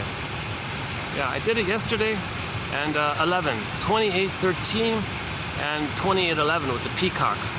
If you go to those 2 videos, I spent about a half an hour discussing the trailer for the sequel about anxiety, envy, and embarrassment at the console, and what that means, and how the other characters are in the bottle, the glass bottle, like Snow White's in the glass bottle. Okay, that whole area, and Joey and Sadness are in the glass bottle. So how do we get them back? This whole topic, and while they're in the glass bottle, what do we have at the surface for the person? So that's a whole discussion about the Inside Out film. So now individuals are a little more conscious. There's more information out there. There's more self-help books. There's a whole self-help material. We got the comic psychoanalysis. We got Masterson's books. We got 1001 Windmills of the Mind here for a minimal admin fee. 10,000 of the best quotes from psychoanalysis for just a small administrative fee. For the price of half a cup of coffee, basically. For the price of maybe 2 donuts or something. For €4, right? It's a minimal admin fee, and you can get this encyclopedia. 60 chapters, 60 topics, 60 booklets. Religion is myths and fairy tales. Okay, religion, emotional eating, the body bears the burden, the major personality patterns, and the stingers and the clingers, repetition, compulsion, projection, projective identification, symbiosis identification with the aggressor, trance logic, doublethink, and many other important topics. Passive aggressiveness is in there. Timelessness, we're currently doing on. Oh, the BPD, a lot of great quotes on the BPD phenomenon. The work of Arthur Janoff. Let me do a water management. The sun came out again. Oh, the sun. I'm getting the reflection of the sun over there. Yeah. Hold on a sec. Let me do a water management.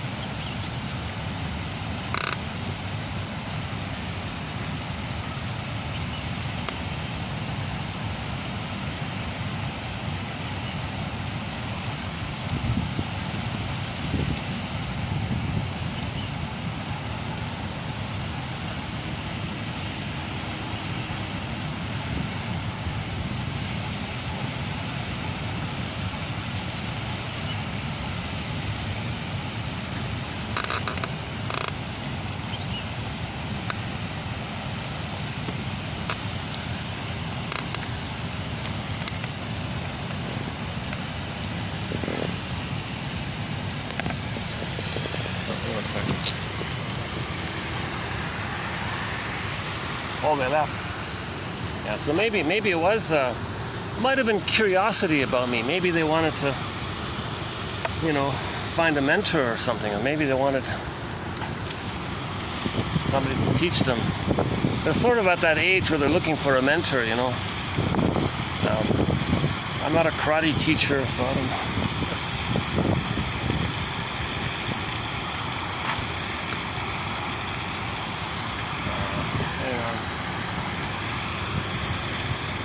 Maybe I can go back.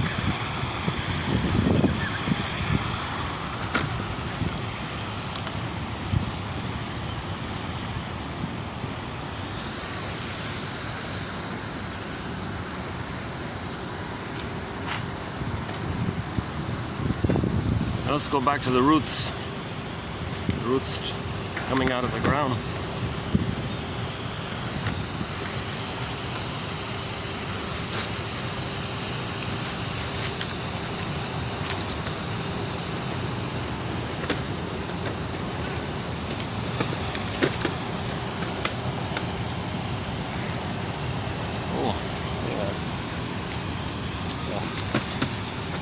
But here.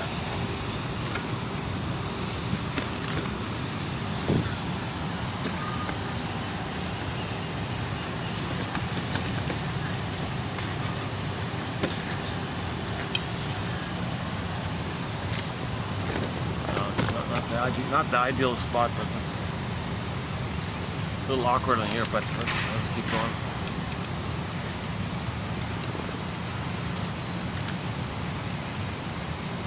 Part of me is tempted to go to the little restaurant and cool off. Continue there.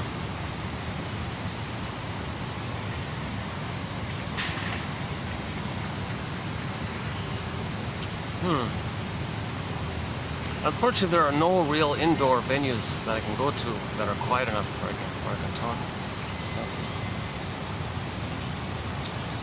Yeah, those kids, I'm just thinking as I was walking over, yeah, maybe those kids are sort of in that mode of curiosity, you know, looking for a mentor who's an older person who can teach them something. Just the way they did it, like,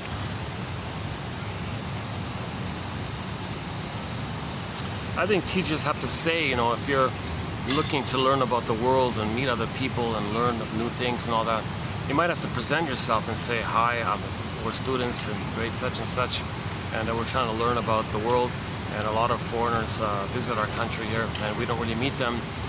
Can we ask you some questions, you know, or can you teach us what you know? What do you know? You know, or I don't know, what do you do, or what can you teach us? Any advice?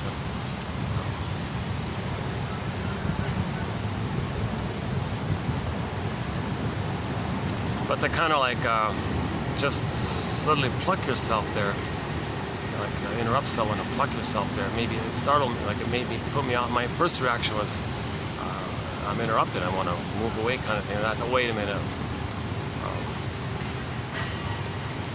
But I don't know, maybe they are juvenile, maybe they're, I don't know them. They should introduce themselves. Oh, I got the sun again. Oh, jeez. Hold on a second.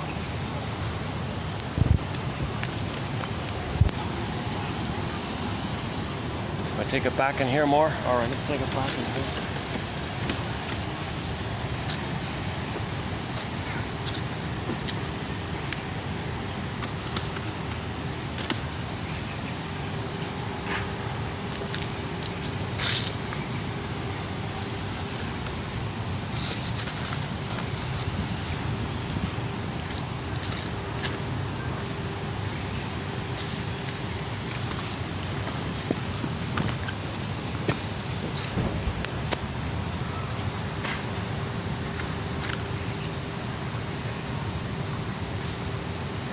Tempted to hit the pause button, cool off a little bit, and to find another venue maybe. The huge disadvantage is pretty obvious. There are way more interruptions, way more stops and starts, you know, added on top of my normal speaking stops and starts. So that's one of the disadvantages of doing these outdoors. So once again, you click the more link, you'll get the codes below, and you pick one that you like, kind of thing, free associated. And like Robert Bly says, you do that every day. Gradually make the unconscious conscious. The more you make yourself conscious of yourself, the more whole you become. The more integrated, that's called healing and wholeness. The more whole you are, the more healed you are, the more whole you are, right? Like if your authentic self is frozen and you got this false self, this mask, this persona that you're going through life with. Yes, you can still get 10 PhDs, 10 medals, 10 awards, okay, 10 books with the false self. But we live to the extent that we feel. We live to the extent that we feel connected to our inner home, to our embodiment. We've got a huge gap like that. So if you're going through life through the false self, there's kind of a psychic pain like this. So healing means when you reclaim and get back your authentic self more and more, bit by bit, as you make yourself conscious bit by bit of your repressed self, your denied self, your authentic frozen self, what happened, gradually reclaim, re-own your authenticity back to yourself. You're becoming more whole, like more integrated, more whole. That's healing and wholeness. John A. Sanford's book. Once again, when I say his name, John A. Sanford, I mean the guy who wrote the book Healing and Wholeness, Visible Partners, the psychologist guy who takes religious stories and puts them on the couch. He takes religious stories, again, in the context of when religion is being used as a tool of the pillage and the plunder system. He takes those stories and says, forget about the details. Look for the psychological message. Because he treats these fantastical stories the same way, like as byproducts of primary mentation. Myths, fairy tales, most religious stories, he might say all of them, I guess, or many of them, or most of them, yeah, and your actual night dreams. They're all products, like when you wake up, they're all products of the primary mentation. Condensation, displacement, symbolization, timelessness, spacelessness. Okay, no contradiction, because whatever's in the moment is that's what it is. It doesn't care about 5 minutes ago. Like, see, someone who's coming from that kind of mind, see, you say to them, 5 minutes ago you said that. Well, I said it, I survived. 5 minutes later, I want to survive now. Don't you see the contradiction? What contradiction? I'm only trying to survive in the moment. So they can flip and flop as well. So we talk about the BPD amalgam. See, when you come from that primary mentation, there's no time, no space, and you're coming from there, you can communicate to people in that flip-floppy, twisty, shape-shifting, now you see me, now you don't, catch me if you can, house of mirrors, hollow mirrors, was it that? No, it was over there. Was it that? It was over there, Quicksilver. Because they're in survival anxiety, relational PTSD, they can't admit a feeling, can't make an assignment, can't apologize, don't want to accept the real feeling, don't want feedback of what's going on with them. So they flip, blame, twist, lie, morbid line, accuse. One of the tricks is they'll act like that they said the thing that you said, or they'll act like you said what they said. They confuse people and twist people. That's survival anxiety. That's called the BPD amalgam by James Grotstein. So this ability comes from this primary beta elements, a primary process mentation, where, like the cat said, it's mad in there, it's pictorial, up is down, Alice says, up is down, left is right, etc. I got no breeze in here. Jeez, yeah, I'm sweating here. This is okay. This is, if there's no breeze, I'm gonna be drenched in sweat here any minute here. Either I find some breeze, or trying to. Maybe what I'll do is, I'm gonna go in the hotel, cool off a little bit.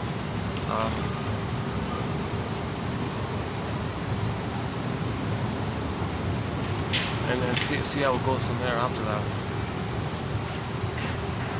Let me just hit the pause button. I'll walk over, cool off a bit, and I'll see you in about maybe half an hour. Well, I'll see you in 1 second, but for me it'll be about half an hour. Let's do it with a sentence here.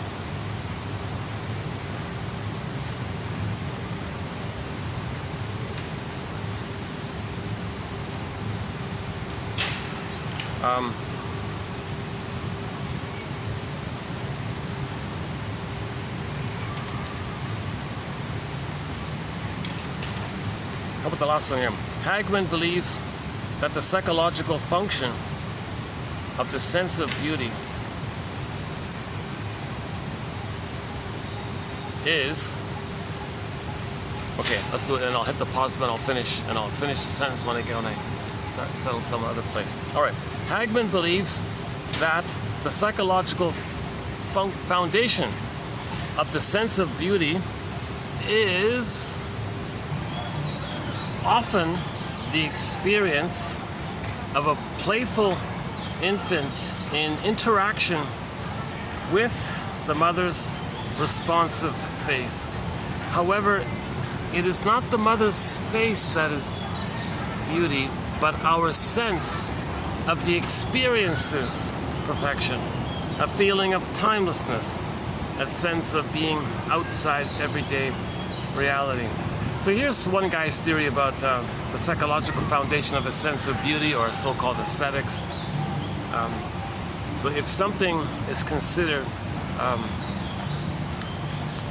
aesthetic or beautiful, it's a manifestation, it's an image or representation to contain one's experience of how they felt in the experience of being in a blissful, happy place with the mother. So it's not necessarily the mother per se, it's your experience of happiness with the mother. That experience, if something represents the experience, we call it beauty or aesthetic.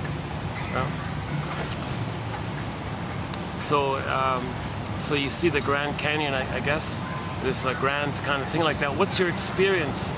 You don't say the Grand Canyon is your mother, right? But you have an experience of that powerful, strong image, and you have an experience there. So you say, oh, the Grand Canyon is beautiful or something. But when you say it's beautiful, you're referring to the experience, the prototype, the psychological imprint. The prototype is how you felt in that time of a blissful oneness with the mother, when there was no time, a sense of being outside everyday reality. Okay, we'll update that one later on. Yeah, another thought, just as walking over here. Yeah, this idea of a controlled opposition. One of the points in the 48 symptoms of homotraumacus is the idea of controlled opposition. So if these professors and all this, and they're giving you misleading, confusing ideas about psychology and what's really going on, and even covertly, subliminally distracting you from the truth, and selling images towards the thing they're looking for. Now that's like controlled opposition. So you might think, gee, aren't teachers meant to enlighten us and be a genuine opposition to the harm that's going on? So if they are, if we can say, for example, okay, there's a thing called controlled opposition.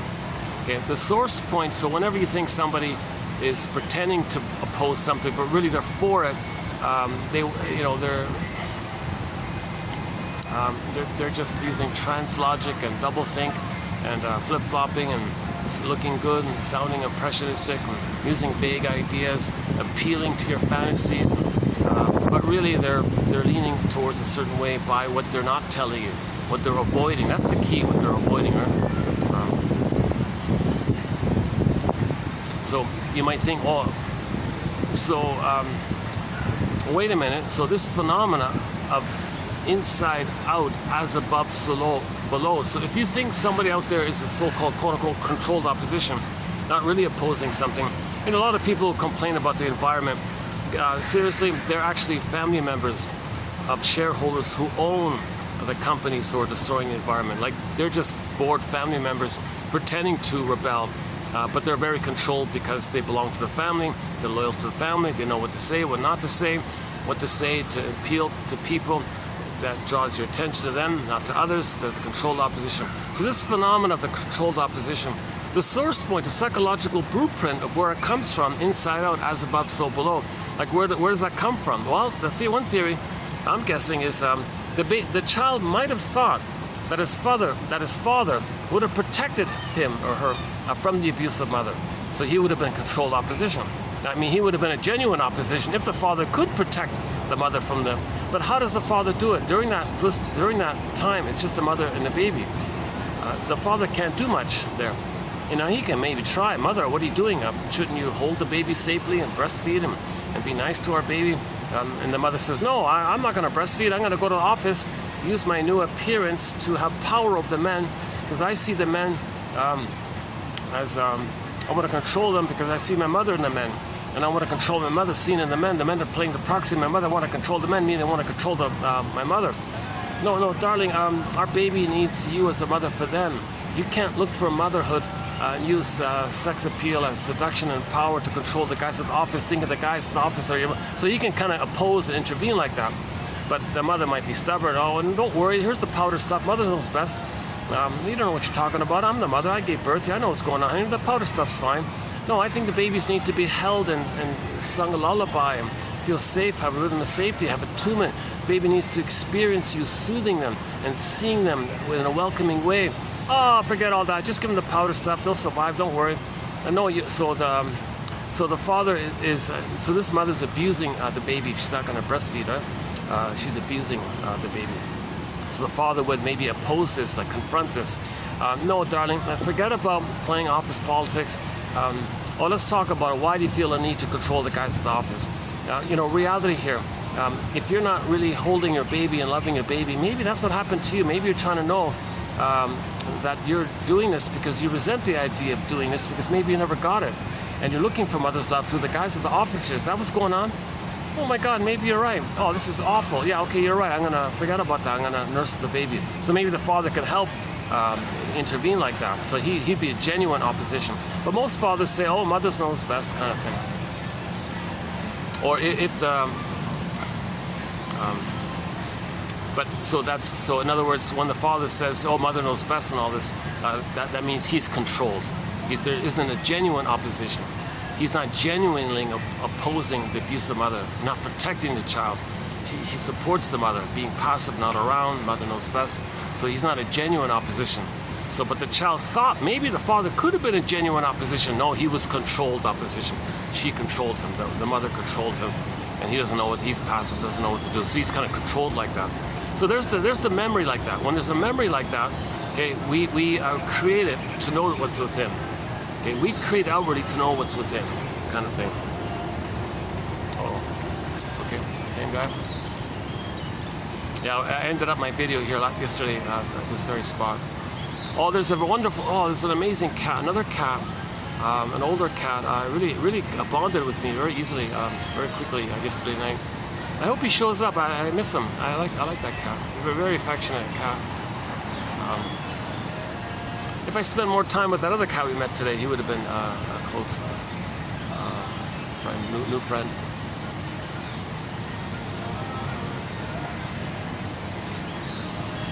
The security guard has a cat that's kind of cool, yeah.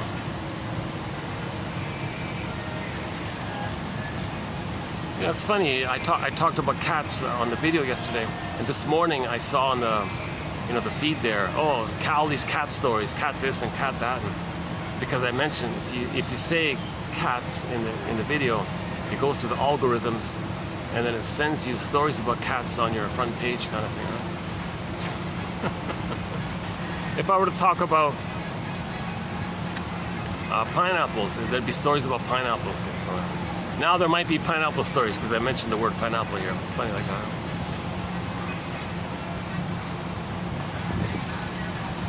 Oh, good, we got a bit of a breeze. Yeah. Well, no, I couldn't. I looked in the hotel part. I spent about 5 minutes in there.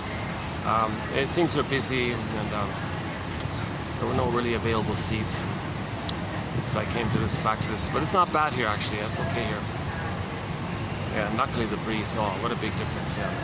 Okay, today, too much. I feel badly about today's video because I think about half of this video could be edited out. All these little delays, like now, could have been edited out. This really should be half the time, right? And there's a funny thing about time. When I'm delayed like this, these videos feel like forever. It's only 2 hours. When I'm in a flow without interruption, I can do an 8-hour video and it feels like 2 hours. I had that once. I did an 8-hour video and it felt good. I was in a flow and it felt like that must have been about 2 hours, right? It was almost 8 hours. But here, when I'm a little stressed or something, a little annoyed all the time, it drags on. It feels it's going on forever. So it's a funny thing about time. So this issue about time, the more connected you are to yourself, the more you accept time, acknowledge time. The more you're disconnected from yourself, the more you lose track of time like that. So yesterday's discussion wasn't bad, actually, about the topic of timelessness. So that last video and the one before, the two-parters, basically all the part videos was on timelessness. Yeah, I thought it wasn't a bad discussion. So one of the points was when we became conscious of ourselves, that includes within it consciousness of time, like mortality, time. So that's a little overwhelming sometimes.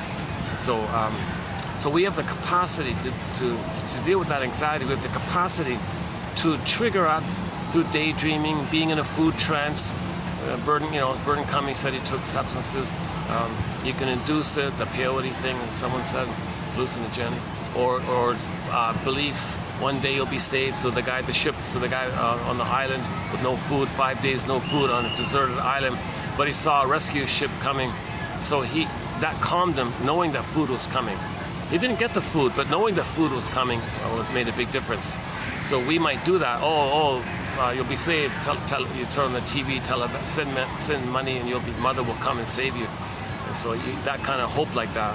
Plus, you can get a taste of it through strong suggestion by the speaker at the podium, or if the person's hypnotic in their delivery. Oh, I found your phantom placenta. Imagine a cord. It feeds you, it loves you, it knows you, there for you, supplies for you, takes care of you, unconditional. Phantom breast. I found your missing good breast in the sky. Don't use those words, of course. Describe it. Nursing it, there for you, bountiful, all powerful, all knowing, all giving, all unconditional love. Therefore, he accepts you. You go on and on poetically, suggestively, hypnotically, induce your poetry and your imagination like that.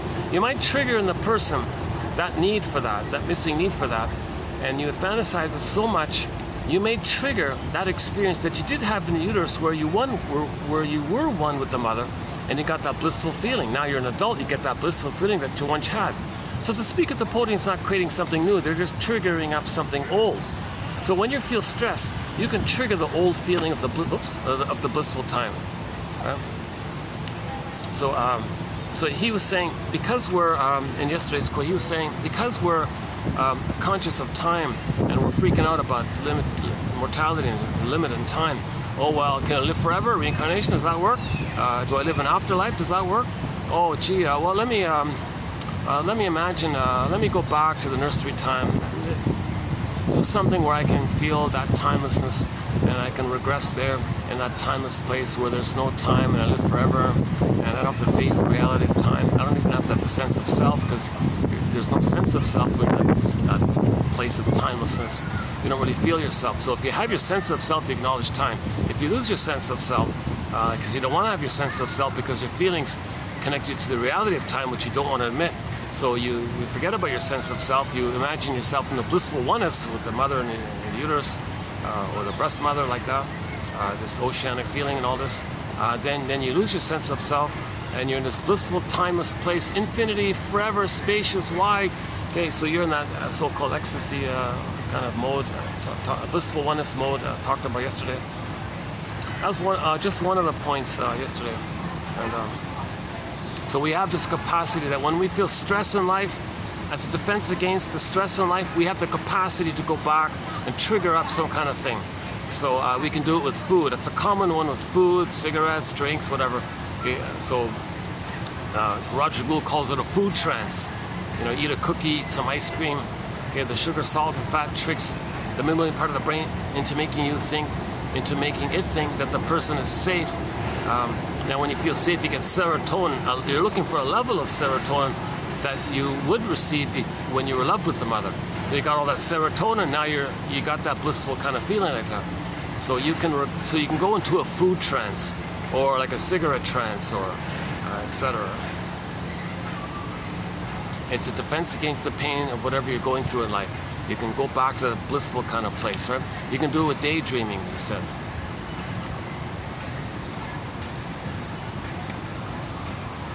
So let's run through these ones here. 28:14. The once and forever infant. The once and forever infant. By virtue of being in a zero dimension of timelessness, this stands in contrast to the time-limited twin, the ego. So the ego so your conscious ego knows time. It's limited in no time, but that consciousness, that blissful time, it's like the opposite. So there's no time in the blissfulness, but the adult mind knows time.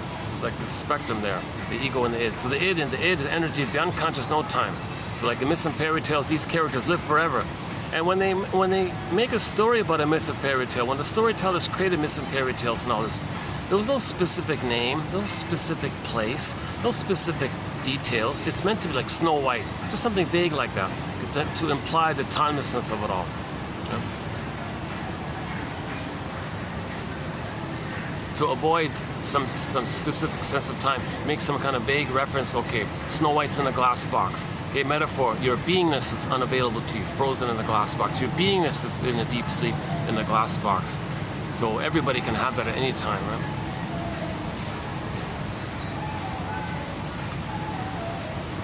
So your conscious ego knows time. Your id mind, your energy in your unconscious doesn't know time. Martha Stark does the ego and the id statements. On the one hand, you realize this reasonably as an adult, yet you find yourself feeling such and such, ego and the id. On the one hand, you know that eating cookies is not going to solve your problems. Nevertheless, you find yourself eating them anyways. Like you find yourself, because like you're triggered up and of the past need to go in that blissful trance as a defense against the pain. Even though you know, your ego knows, you know, eating cookies is not going to solve your problem. So ego and the id. On the one hand, you know eating cookies is not going to solve your problem. Nevertheless, despite you know that, even though you know that, on the one hand you know that, on the other hand you find yourself triggered. Now you're running for the cupboard looking for those cookies.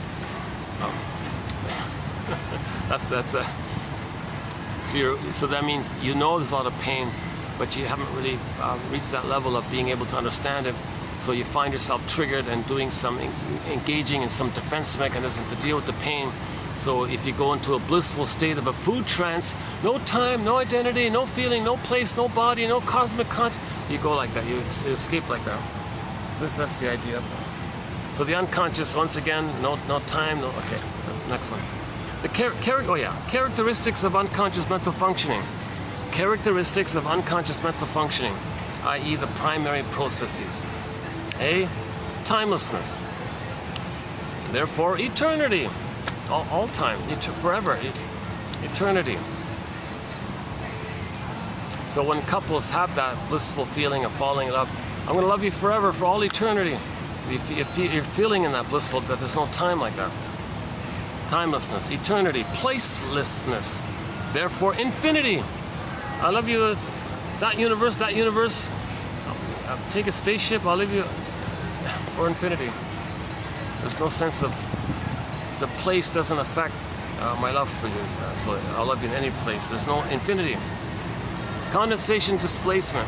That leads to symbolism. Okay. So because there's no contradictions to the unconscious, because think about the BPD, think about somebody with distinct personality pattern. 5 minutes ago they said this, it was a lie. A minute later they said a different thing. They don't see the problem. That lie 5 minutes ago survived them. A new lie for that moment in the present, another lie, they survived them. They survived. They're only looking to survive in the moments. They don't care about contradictions. So not conscious, there's no contradictions like that. As we evolve from unborn child to adult, we metaphorize from an ontological existence in spacelessness and timelessness to an identity and relationship between self and other, which is defined in time and space. So so think about that agent of hate who doesn't want to see otherness. He was quote unquote a paraphrase of Alice Smitter. Not all mama boys are fascists, but all fascists, are mama's boys. So he was a good example of that. Okay, so that means they only want to see the quote unquote just like them. They don't want to see anything different. So that's, he had an immense amount of prejudice, An immense amount of prejudice means you're still looking for the oneness of the mother, where there's no self and other. You're still looking for that unmet unity. That blissful oneness is missing. So when you have that blissful oneness missing, that's going to lead to prejudice, because somebody who's other implies a separate identity. You don't have your own separate identity, so you don't accept separate identities of others. So you want everybody to be the same, uniform, one, same mind, like that. So you don't want to study, gee, you're from another country, tell me about your place, help me understand. Well, you guys plundered us. We did? I didn't know that, sorry. You destroyed our country, so at desperation we came here to just survive like that. We didn't want to come here. A lot of boat refugees say this, right? Or whatever. And geez, I can't. So, but wait a minute, you're criticizing me. No, I'm not. I'm just saying, our country was plundered. We were created in immense poverty like this, trying to survive. So we kind of panicked and came here or something. I know I have complicated feelings because I didn't know that my investments did that. I didn't know we were plundering your places. So you can learn. I mean, you can learn, right? What's going on with other people, like why. So if you can be curious to learn about their story, what happened to them, what was your childhood like, where did you grow up, what kind of environment did you have, what were the economic conditions like, were your parents at home, and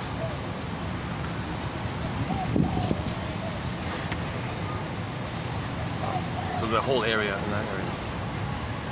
Seeing them as human beings. Babies are human beings. We're all human beings. We're all we're all from the same human earth family, right? And you get that with self and other. Now you get the sense of self and other, meaning your sense of self hatches out of the egg, the fusional egg of the two being one. Baby and the mother are one. Psychological, from baby's point of view, when he feels safe at 4 to 5 months, he hatches out. Now he's got like a self, and there's an other. There's two there, self and other. But in the beginning, it's just all this meshed up oneness stuff. It's, like two clouds blurred into each other. It's all meshed up. But at 4 to 5 months, the baby cloud hatches on a separate identity, and the mother's a separate identity. So you want like. Masterson has some diagrams about this in his book. As psychoanalysts, we are preoccupied with time. because time and timelessness saturate and signify the essence of our work. Yeah, so the trauma is in a state of timeless. That's interesting. He said, like, this issue of trauma, when you repeat the past in the present, recreate, restage, metaphorize, symbolize, melodrama, psychodrama, reenactment, restaging of the scene of the past, okay? So your emotions of the past trauma is all time. So the present is still the past emotionally, or the present is called the presenting past, or you transfer the past to the present. So you recreate the trauma in the past and do that cry for love. Mother, need your love. Mother said no. Need your love. Mother said no. So you go through life doing that again and again and again, either directly or finding proxies to play you and you play the mother and saying no to you. Either doing the more perverse, flipped way where you play the mother who says no to you, so you find a proxy to play you and say no to them. Or you do it direct where you play yourself and others say no to you. So you're going through life replaying that mother's that need for love. Babies need love. Mother said no. The need is still there, but the pain makes him not know it. But the need is still there. Huge conflict. So he restaged that interaction with others all throughout life, either directly where he plays himself and others disappoint him because nobody in the present can be the mother for the past, or the more perverse ways he can't play himself. He sees others as him crying for love. That's called evocation of a proxy. He says to others, okay, I'm gonna imagine you being me, wanting love, needing something. Your mother said no to me, so I'm gonna say no to you.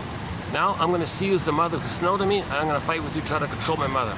So they're still in this battle with the mother. So they're loyal to the mother, and then they're gonna flip-flop and fight with the mother.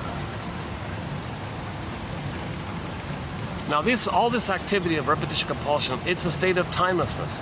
They could spend their whole life restaging and repeating this broken record again and again, right? So now if you admit time, okay, that means the past can be captured. The event can be given narrative medicine, which contains and metabolizes.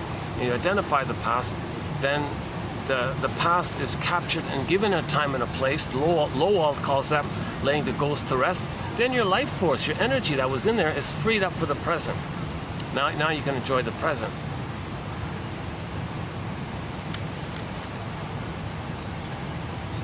Pre-symbolic experiences of relationship which accompany a sense of universality and timelessness are, to use Bolas's term, unthought knowns. So the baby is a relationship, it's a memory, it's amnesic memory. He calls it unthought known. It's known, but it wasn't thought, like mentalized, symbolized, metaphorized, I mean identified with words. Rumpelstiltskin, no word, looking for the words. It's known, but it hasn't been thought, because that's the scarecrow. The scarecrow doesn't have a brain. We got to give the scarecrow a brain so he can think those unthought knowns. You need a brain for that. So this is an attempt to give the scarecrow a brain, in other words, these 10,000 quotes. The human sense of time is paradoxical. Only when we get in touch with our timeless, infinite wishes can we start dreaming. And precisely the timelessness of dreaming makes a narrative, i.e. time germinating from which earlier froze time. See, we're trying to find narrative. The trauma made us freeze time. Time is frozen. Time stands still like that. Now, when you're dreaming, you're re-experiencing, you're getting in touch with those wishes. Now, the whole process is to help you to establish time, and this is because the experience took place of when time stood still. So we're trying to heal, right? Trauma makes you freeze up in every way. When you dream, you're trying to recreate things and symbolize and displace and condensation. You take little pieces of your life, create some kind of scene to feel what you couldn't feel. To get in touch with those old needs. Now you're getting aware of your old needs. So when you wake up in the morning and you get a dream, okay, you say to yourself, it's like this in my soul today. This is a message from my unconscious to my conscious. Hermes is sending me a message. So you want to make the unconscious conscious, where id was, ego shall be. So one self-help author has the exercise TTAQ. You wake up in the morning, TTAQ. Give the dream a title, identify the theme. A for affect, Q for question. If your unconscious self, your repressed self, your denied self, your secret self, okay, we're asking a question to you. If you're inferring mind, we're asking a question to you. What question might that be? TTAQ. It's like this in my soul today. And then you take a dream sequence, you take any one of the sequences and say, Okay, that little sequence I remember. What does that remind me of? And you're free to associate further. Now you're getting more ahas. Now you're knowing what's going on. Oh, it's like this in my soul today. That's John A. Sanford's line. It's like this in my soul today. That's a great line. I like that. I've talked about it before. Yesterday I was here, I was talking about all the runners passing by. I won't do that again today. Yeah, that was a little slightly silly. I was feeling a little, yesterday I was feeling a little, like trying to be social, like I was talking about people running.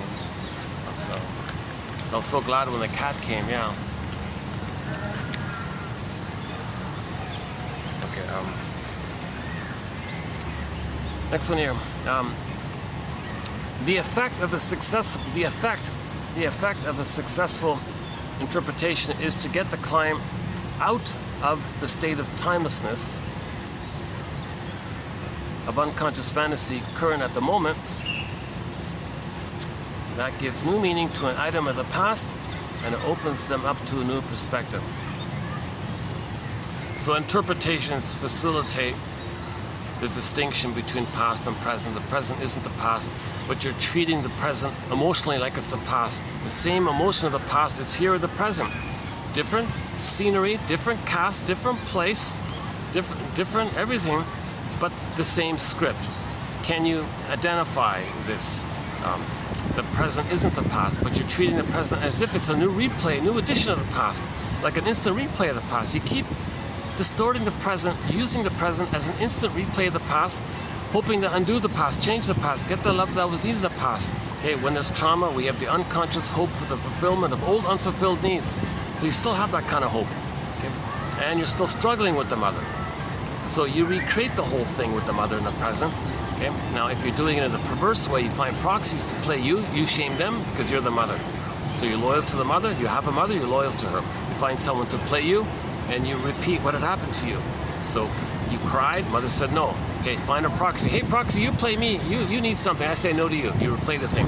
Now, hocus pocus, Alice in Wonderland, shape-shifting, morphing. The proxy who just played you, suddenly you see that very same person that you just shamed as the mother who had hurt you originally back in the nursery. Now you play yourself fighting with your mother. The poor proxy can't say, hold the phone here. I'm not you from the nursery, nor am I your mother from the nursery. He can't do it. He's got survival anxiety. He's in the past. He's dwelling in the past. He can't enjoy present because he doesn't have the psychic structure to love life in the present. Okay, so he's still dwelling in the past, lingering in the past. Oh yeah, I haven't mentioned that one from the Greenberg film. Yeah, The Shrink. That was a long time. About a year ago, I mentioned a film from the Greenberg. Shrink said to the guy, "You have trouble living in the present, so you linger in the past because you never really lived it, or you felt like you never really lived it." See, if you didn't live the past, you didn't have a past, you're stuck there. If the past was traumatic, you didn't get your needs met, you couldn't live, you didn't get your needs met, then you're stuck there, your life force is in it. That's the iceberg metaphor. Your energy is fueling around that loop. That memory loop. Baby said, want mother said no. Baby needs love. Mother said no. Baby needs love. Mother said, your energy is kind of driving this loop like this. It's like a motivation like this. Yeah, let's quickly do the record. So imagine this loop on a vinyl record. Let's call it the cry for love. Okay? Every neurotic is a music enthusiast, says Edmund Bergler, but he only has this one record, this cry for love. He carries this 45 with him everywhere he goes. Every time he sees the turntable, with never-ending fiery ardor, he spins off that tune. Meaning in the present, he's going to recreate that cry for love. Mother, I need love. Mother, I need love. Now, but mother said no. He needs love. Mother said no. He's going to replay it. He's going to restage it, reenact it, recreate in the present, like a theater thing. So he can play himself. Others will say no. He creates it. Now, the more perverse way is he can't play himself. He finds others to play him. He plays the mother, sees the proxy as him, as a baby, needing love. He's the mother. He identified with the mother, so he's going to replay that scene. Mother said no to him. So the proxy is him. He says no to the proxy who he thinks is him. That keeps him loyal to the mother. Now, hocus pocus, auto-hypnosis, double focus, morphing, shape-shifting.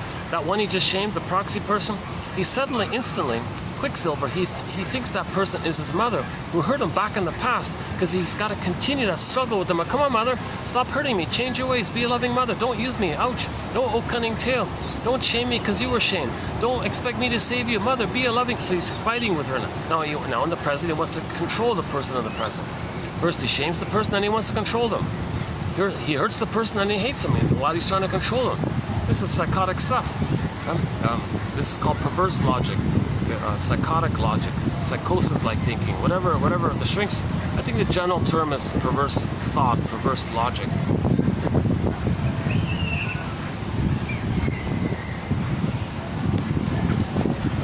Oh, thank God there's a breeze. Oh, finally they got a breeze here. Oh, Jesus Christ. Oh, Jesus, can I just enjoy this breeze for a minute? I'm having second thoughts about doing this in the park. The first time I did it here, I loved it. My first video, this is the fourth in a row. My first one, oh, this is refreshing, I loved it. But then the second, third, and fourth, I've kind of been struggling, bouncing around too much. I'm having second thoughts about doing these here. Now part of it is there's sort of a holiday in this area, so things are confused with the holiday. So I'll try it again next week, see what it's like, Lexi, when things are normal, like regular, like fully back to normal, and see what it's like. If it's always going to be like the past 3 days, this is not sustainable. I won't be able to do it like this all the time. I need a regular spot where I can park myself, not have too many. I can deal with a few little interruptions. I can't like move every 2 minutes like this. I'm worried about who's going to cross by me.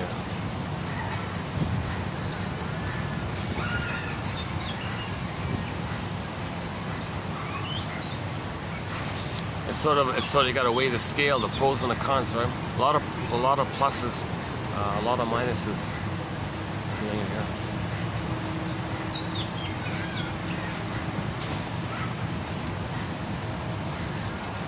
Oh yeah, my conclusion about the runners was, I thought half of the runners were running to either escape their problems, they want to run them away, they want to run away from their problems. So they want to enter into a trance where they create pain in their running. They get endorphins. Some people run in pain to trigger the endorphins. Some people are just angry when they run. Some people are very tense when they run, because if they relax, too many feelings come up. They don't want to feel those feelings to keep themselves tense. So half the runners, I felt, were doing it as a defense. The other half were doing it in a relaxing, healthy way. One lady was like bouncing, like floating and bouncing like a rabbit. She was very relaxed, easygoing. One couple was like a lovebird couple. They were really smooth and relaxed, happy in the running. I'd say half the people were in pain, stress. The other half were having a nice, pleasant time, I would say. It's an international audience, by the way. It's not just the local, it's people from all around. Yeah, there's another example of sort of a all anger running. There's another example of that. A very tense, rigid body armor like that, filled with tension. See the tension, Sarno says, when the baby's enraged with the mother and mother shames him, that rage goes inwardly into body tension.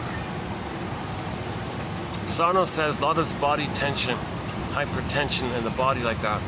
The source point is the baby was enraged at the mother. Mother shamed him. His rage turned inward to the body and intense in the body like that. Yeah, for more on this point, go to the last video. We talked about capex. The baby's cries and anger is relational. Mother gaslights him, mother shames him, and it turns inward, goes to a psychosomatic symptom. So the cry and the scream to the mother goes covertly, quietly through the symptom.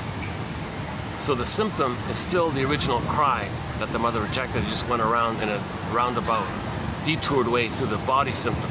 So it's still an emotional expression. Okay, psychosomatic symptoms reveal the emotional and conceal.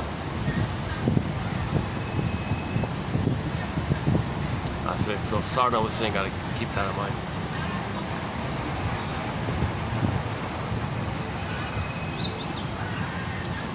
Oh yeah, a lot of attention. There's another over-the-top attention seeker. Yeah. Oh my goodness.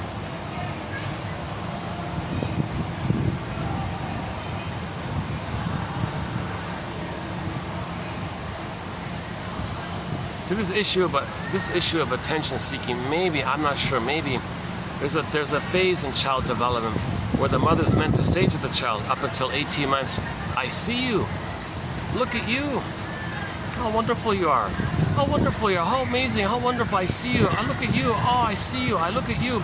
She's meant to like idolize the baby like she's worshiping a god or an idol or something. Oh baby, wow, look at you. She's meant to kind of, all babies have infantile megalomania up until 18 months. If his needs for that don't get met, they may go around, oh please look at me, I didn't get it. Now them doing it is meant for them to know that they didn't get it. But they gotta make that inference to themselves that way. That's an undeveloped point. The timelessness of the repetition and the transfer. So when you transfer the past to the present, there's a timeless quality about it. Doing the same thing over and over again, it's like there's no time, right? Free association enables the client to use words in order to come into possession of their history. Yeah, so once you symbolize, you use words, you possess your history. Your history is given an identity, like a place. Again, now you're free for the present like that. If you don't have the words, keep repeating to find the words. That's Mr. Freud's most famous essay, 1914, wasn't it? Remembering, repeating, working through. We're trying to remember. If we don't remember, we're going to repeat to find that memory. When we find the memory, the story, the memory, okay, the belated release, the belated understanding, when we find that, then we stop repeating. So the positive attention of repetition compulsion is to find a story. That's called the inferring mind. So you repeat the past and the present. You're meant to observe your own self and make the inference. Oh my God, how I'm behaving. Is this for me to know? Is this my unconscious telling me that that's how my mother treated me? The way I'm treating others? Or am I getting disappointed all the time? Is this my unconscious trying to tell me that I was disappointed by the mother all the time? So you got to make these kind of inferences. We repeat to find our story. Once we get the story, we stop repeating.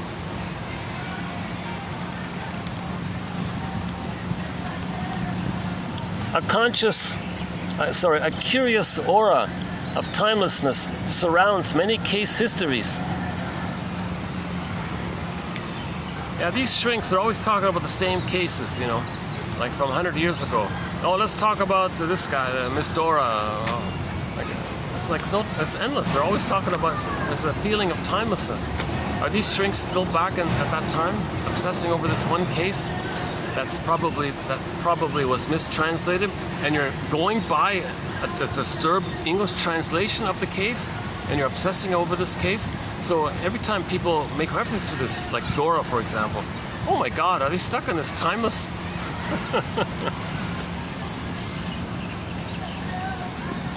Edmund Burglar, one of our mentors. Yeah, Edmund Burglar, excellent author. Edmund Burglar.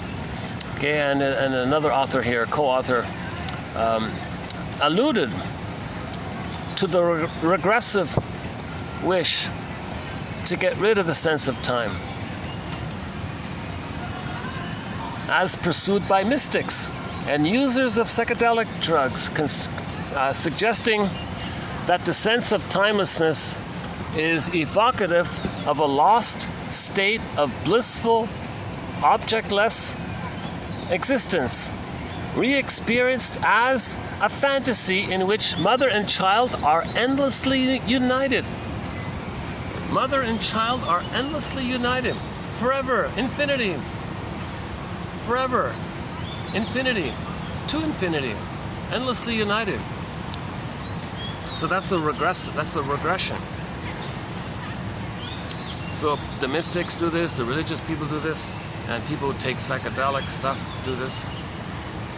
So when we do this, when we try to evoke that, what are we evoking? We're evoking a lost state of blissful oneness. Bliss, the unico mystical, one with this big mystery, this spacious, oceanic feeling mystery. Okay, that's the fantasy. The prototype was the baby was one with the mother in the uterus. Or if nursing went okay, then during that time as well. Usually it's in the womb. Too many babies are being traumatized at birth and afterwards. Lack of differentiation between self and object is presumably accompanied by an experience of timelessness, as if time no longer exists. Yeah, so if there's no differentiation between self and the other, there's no time. When you differentiate, have your sense of self, then there's time. So if people have a resistance to accepting time, that's because they're still stuck in their memory of the problem with the mother. They're stuck in the target of a negative symbiosis with the mother, or unmet symbiotic needs. Constant craving, this romantic constant craving, that area. Now, Katie Lang's song. Repetition compulsion, communications of the unconscious, the timelessness quality of trauma. The timelessness quality of trauma. Now,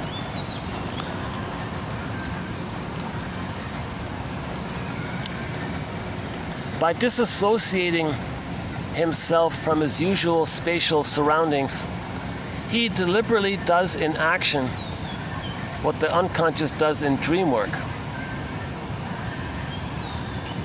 Yeah, okay, so people who take meds and all this, they're kind of doing what we normally do when we dream at night. The psychic effect of this change is that processes are then perceived as being far removed from reality, like when you're dreaming. In a different world, we live in two worlds, and that the individual's ego is then able to participate in a kind of timelessness. So when you're sleeping, you're in that kind of timeless kind of place. There's no real sense of time. Like you might get a dream sequence that's something from childhood, something you saw on TV last night, something you said yesterday to somebody. Since there's no time, it can all zoop together in one. All time is not one time. Wait, hang on, is that here? Oh, in another, okay, in another video we had that one about, what did he say, all time is that one time. We have that, where is it again? Timelessness can be defined as all times at one time. And so all the times in your life, it can be in one time, like condensed like that.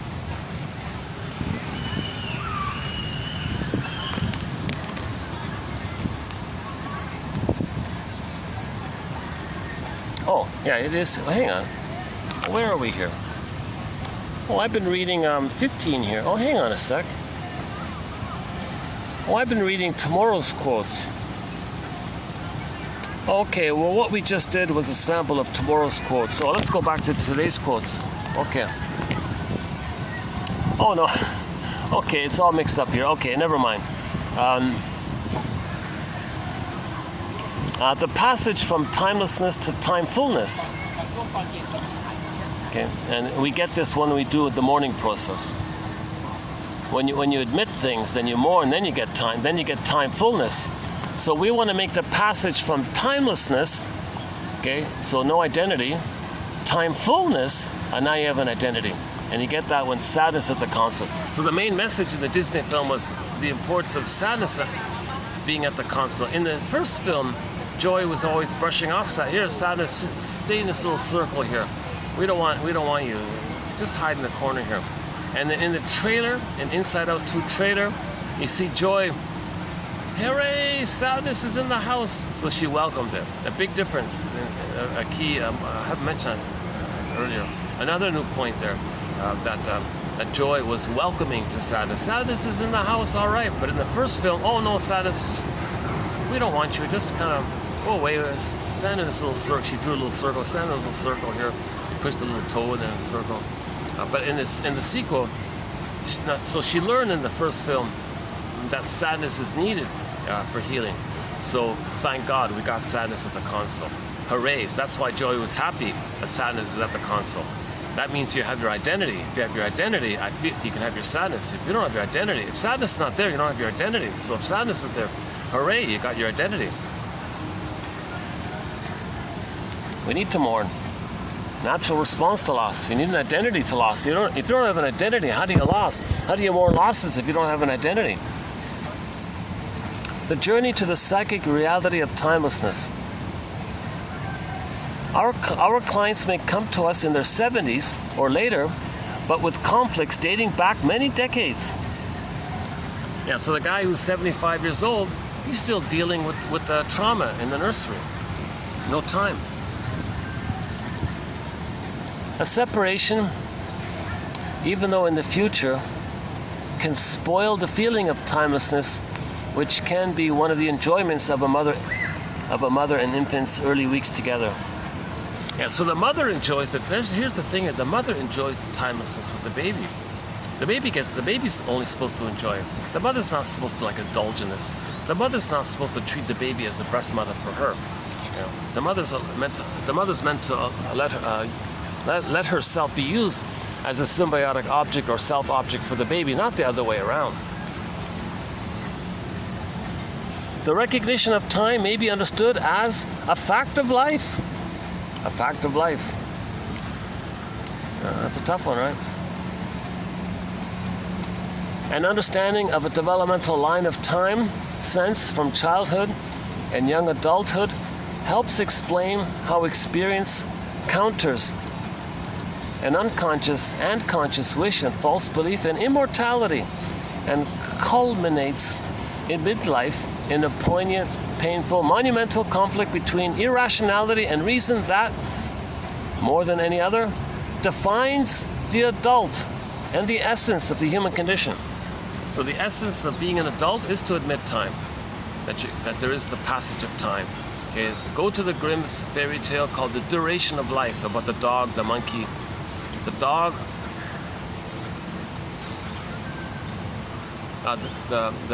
the human, the donkey, the dog, and the monkey. That story called Duration of Life. That's a great one, yeah.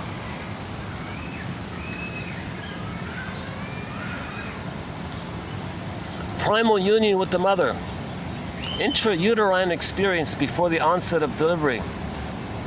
Experience of symbiotic union and oceanic oneness, timelessness, in touch with infinity. Okay, we may call this the good womb experience. Knowledge of the womb, knowledge of the womb. The baby needs this blissful time. That's knowledge of the womb. He needs this blissful time. He needs this blissful godlike experience, cosmic consciousness, God consciousness, whatever you want to call it. That's knowledge of the womb. The universe is a friendly place. He got it. Some babies are traumatized during that time and they freeze up during that time. He didn't get it. Constant craving, spends his whole life looking for it.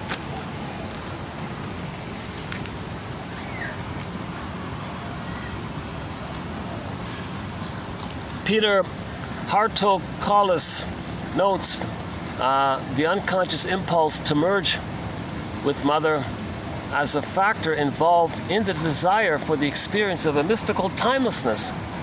And he makes it very clear that unconscious anxiety influences the perception of how time passes. Oh yeah, definitely. I'm experiencing this. If I'm more anxious, time drags on. If I'm happier, time flies. Right? I think everybody has that. So anybody who's into this mystical stuff, New Age thinking, New Age magical thinking, they're still looking for that blissful union that they didn't get. So they didn't get the blissful, usually they got it in the uterus, but maybe it was lost at birth or shortly afterwards. They're supposed to get it for 4 to 5 months after birth. Most babies are not getting it. Retirement punctures the fantasy of timelessness. Yeah. That's why a lot of people don't want to retire. I'm going to keep on working. I don't want to stop working. If I stop working, it sinks in that there is time. I retire. I'm at the final golden time years. Oh my God. So they want to keep on working. A lot of people don't want to stop working because that forces the issue that there is time.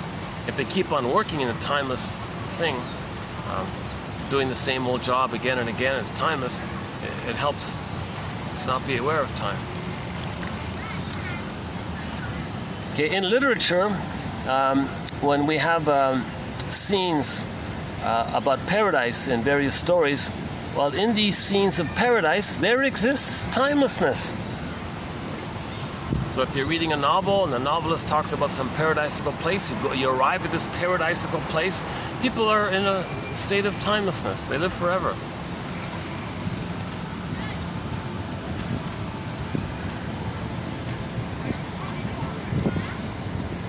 Oh yeah, a separation, even though in the future, can spoil the feeling of timelessness, which can be one of the enjoyments of a mother and infant's early weeks together.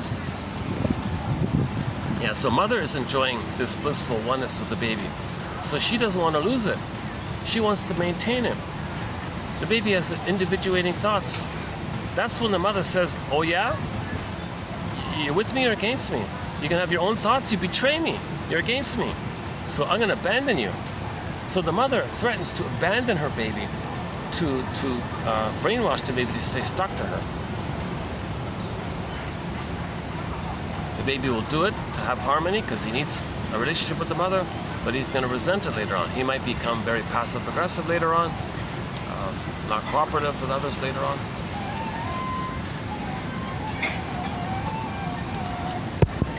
Taking refuge in the timelessness of the unconscious allows us to hold the belief that we are still young and stuck in our illusions, but we know that time goes on.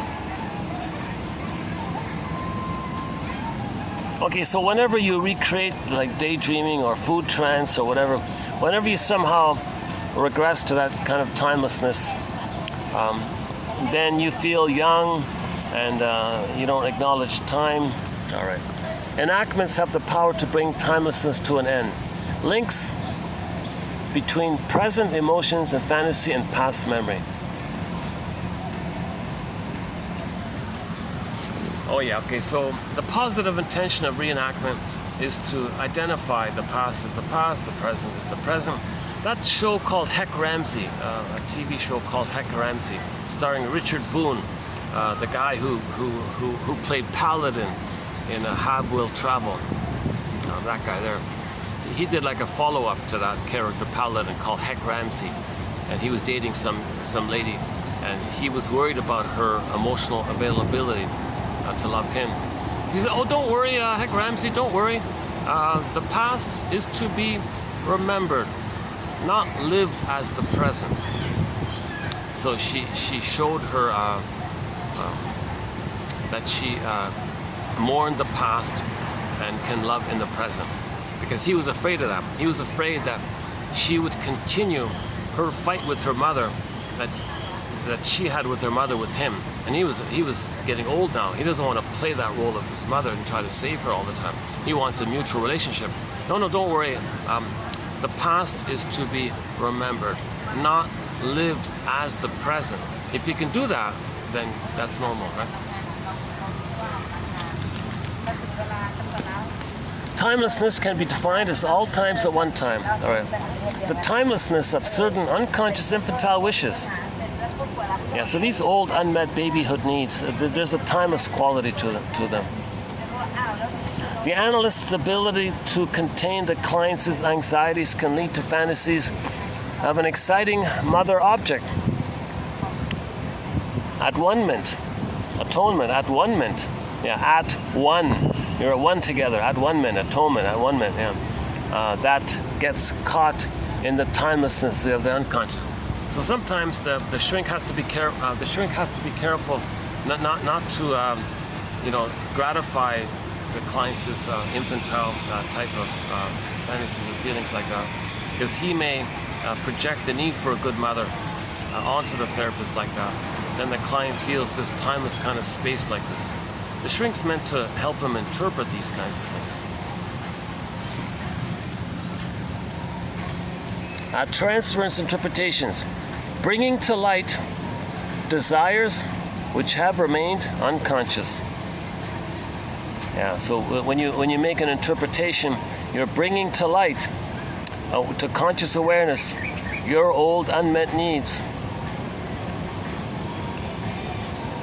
To perceive ourselves as adults living in the present tense requires that we move away from the more pervasive sense of timelessness that suffuses early experience.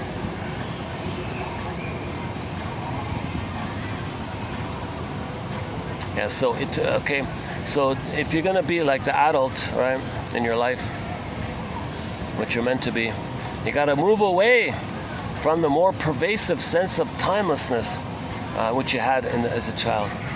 Sensation of eternity, timelessness, and oneness with the universe Okay, these are distant echoes of the baby's sensations after being fed. Yeah, so maybe when the baby's fed, after the food trance, when the baby's fed, he's in this blissful kind of state while he's feeding, and just when he finished feeding, he's satiated.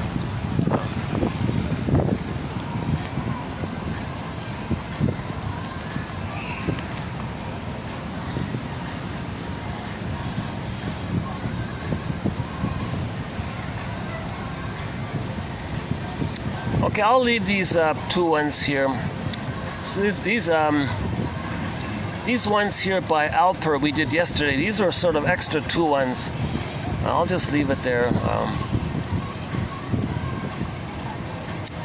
Okay, maybe I'll pick up on these two other ones another time. Like some psychosomatic symptoms, because the person has so much anxiety. So if the faith healer can soothe your anxiety, you might suddenly get a little better. He didn't magically cure you, he just made you calm down. When you calm down, your psychosomatic symptoms might disappear. If it's at that kind of, on that edge like that.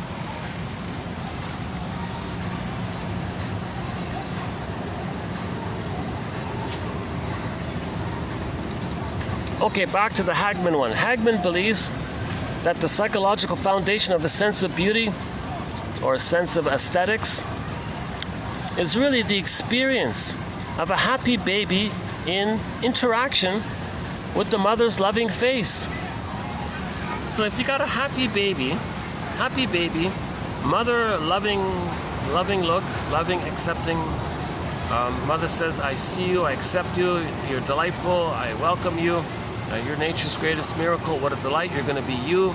Okay, she read the poem by Gibran on children. She read that poem. She knows it intuitively, or she read it. Okay, Virginia Satir's poem, I Am Me. Okay, Ogmandino's poem, Nature's Greatest Miracle. The scroll mark number 4, mainly the first part of that. So she has that kind of delightful acceptance. Baby, you're a you. I see you. Wow, this is amazing. You're going to be a you. Never in all of history was there ever anyone just like you. The Great Spirit likes everyone unique, and you're kind of unique. I'm seeing this here, and I'm a guardian of this, and I'm nurturing this, and I'm enjoying this, and you're you. You're not an extension of me. You don't got to please me. You don't got to be my mother. You don't got to be me. You can be you. So this playful, happy look on the mother's face, and the child feels that kind of self-esteem. His experience of that, if he captured that experience, that felt experience, the feeling of that experience, the experience and the feeling related to that experience due to the interaction, that seems to be the source point, he's saying, of what we later on regard as beautiful or aesthetic. Yeah, I'll have to update that one. All right, that's 2814. Yeah, so we ran through it pretty much, and I did a part of the quotes for the next one. Yeah, so we did. So we'll finish these ones tomorrow, 15. Just give me just give me a half a minute here. 1 second. Okay, let's do this here. 1 second.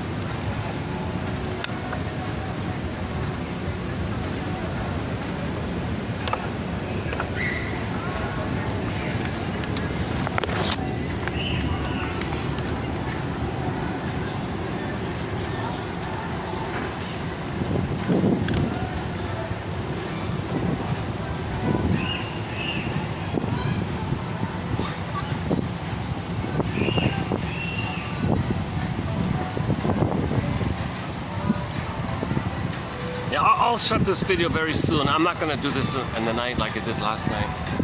I'll close this. Let's see, what is it? Let's see. 6:10. Yeah, let's close this in about within 10 minutes before it gets dark.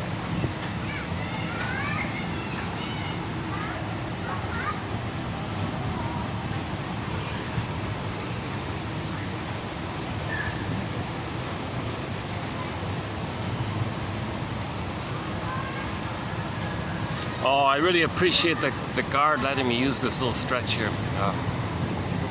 Yeah.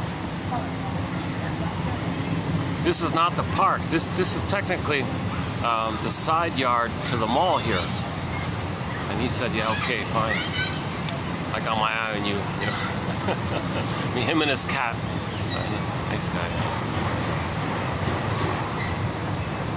But yesterday when I was here at night, right at this spot, I met an extremely friendly older cat. I really bonded with him quickly, actually. He purred immediately. He was purring and cuddling and all that. I wonder if maybe he only shows up at night or something. I don't see him around here.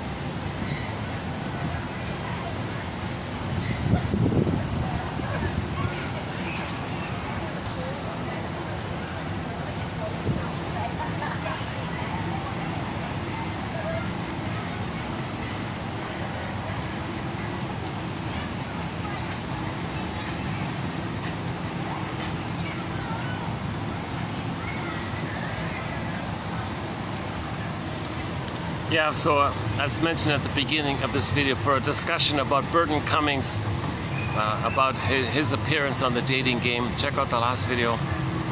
For a discussion about the film Inside Out, also in the last video. If you don't mind the numerous interruptions I had in the last video, that wasn't too bad. I feel like today's, of the 4 videos, I feel like today's maybe the weakest of the 4. I would say the first 3, so 3 out of 4 ain't bad, right? This one is not too terrible, but I feel like I missed a lot in this video. I don't feel fully present today for some reason.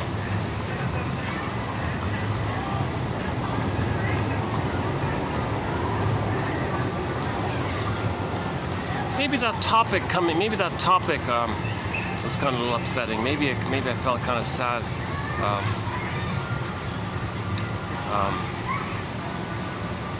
About this bombastic demand to don't criticize the plunder system. My mother plundered my soul. I'm gonna plunder because that's my being loyal to the mother.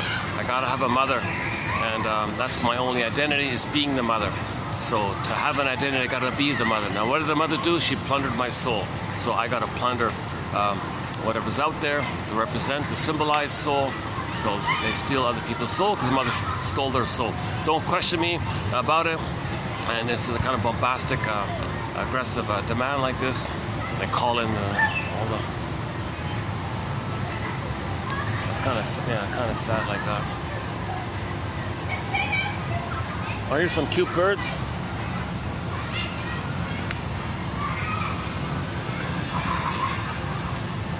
Are we getting them in, the little white, black and white birds? Just sort of on the side, on the right side there.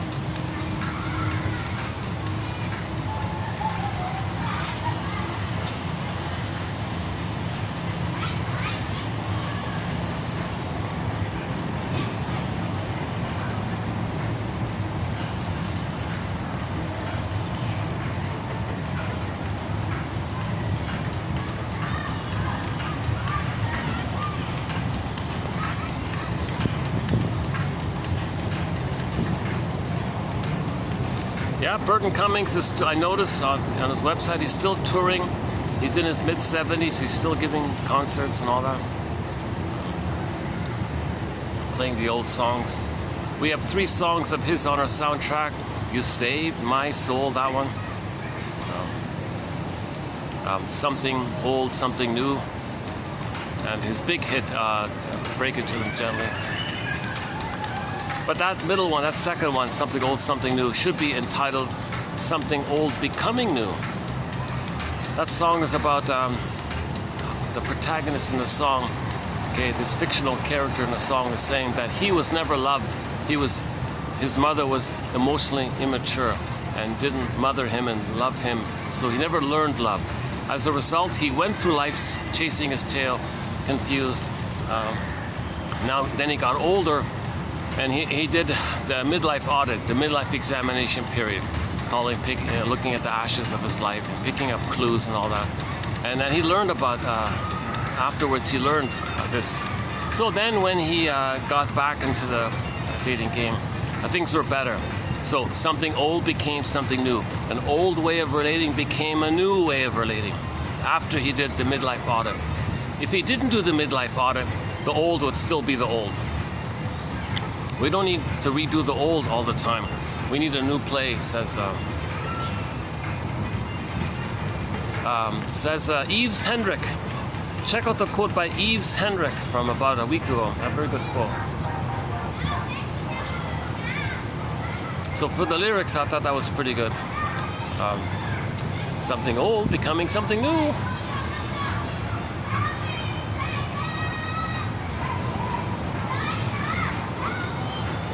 We mentioned Steve Perry.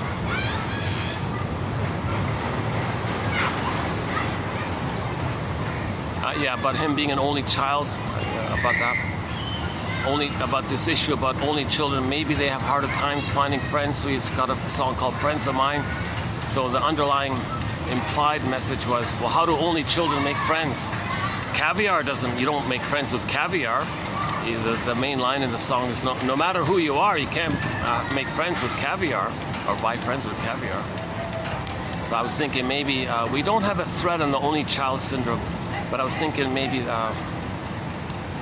it's worth looking into, because when you because on the healing journey, you got to get your parents' story. That might be a piece of the puzzle. What if the mother was an only child? That might be a piece of the puzzle. What about the father? Was he an only child? The middle ones sometimes are ignored. The youngest ones get the most freedom, stereotype. But it might help to explain some things, right?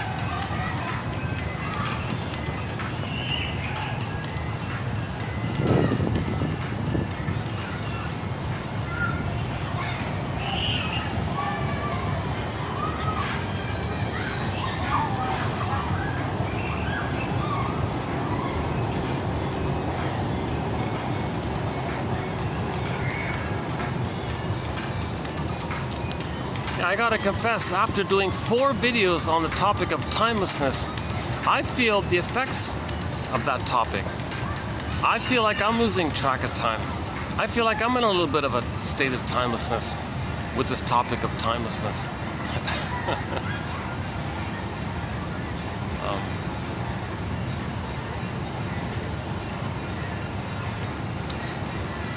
It's a scary thought, because you're losing your connection with yourself. You're missing out on life if you're dwelling. Yeah, Burton Cummings. Yeah, we have a line of his, Burton Cummings. He said he stopped engaging in activities that put him in a state of timelessness because he thought life's too short for that. That was a clever insight of his. Life's too short to spend your life in a state of timelessness. That's actually what he said. Life's too short to spend your life in a haze, he said. The haze means timelessness. Yeah, that's a pretty good tree. Look at that. Older tree. They got some nice big old trees, actually, I noticed in this. Let's see if we can get a better look at it. Hold a second. What about up here? Can we get a good view of it here? Not really, eh? Only a part of it.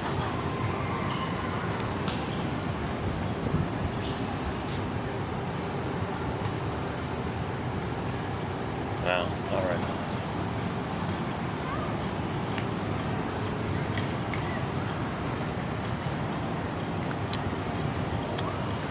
Yeah, they do. They sometimes do little concerts right here on this green field. What about Burton Cummings? That he could do a concert here?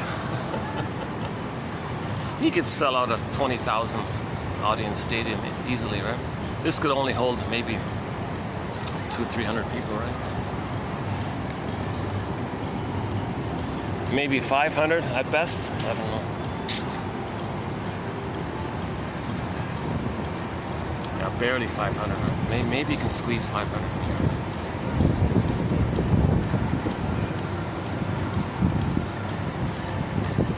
Yeah, so everybody remembers him for songs like These Eyes and Stand Tall. The Scared One, he went to some cathedral. I'm scared, I'm scared.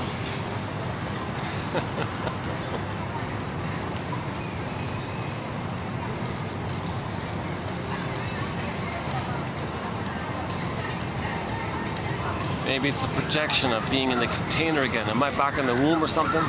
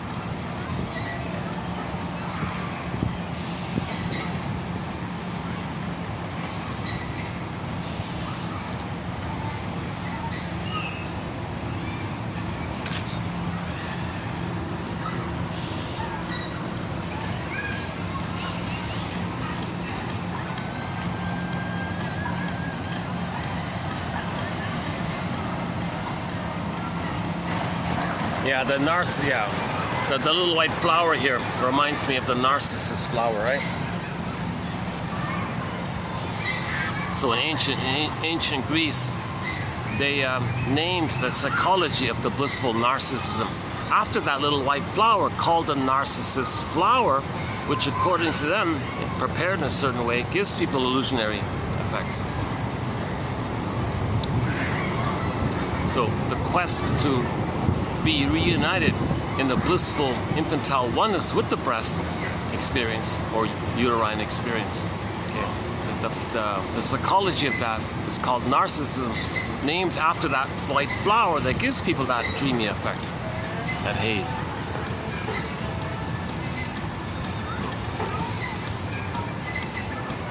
And yesterday's quote was, some indigenous people said that peyote is the messenger to this blissful place.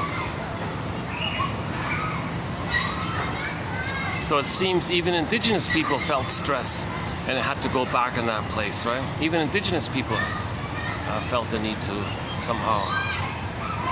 But they would do it in ceremonies, it was controlled, right? It wasn't like just recreational, it was like part of the community to heal a person, I guess. Yeah, I don't know the full story.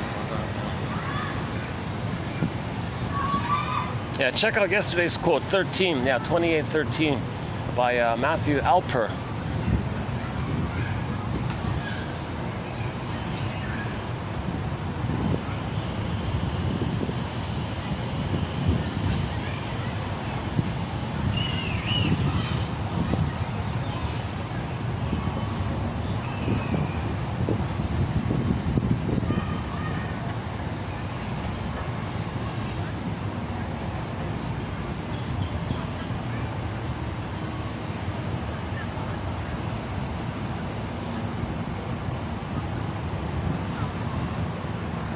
Yeah, my new lawn chair is holding up. Who cares?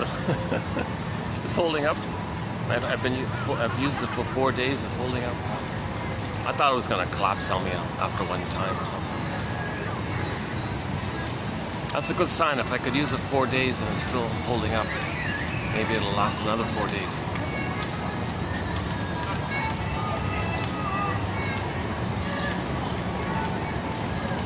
Actually, I had a lawn chair in Canada, like a $20 or something like that, Canadian.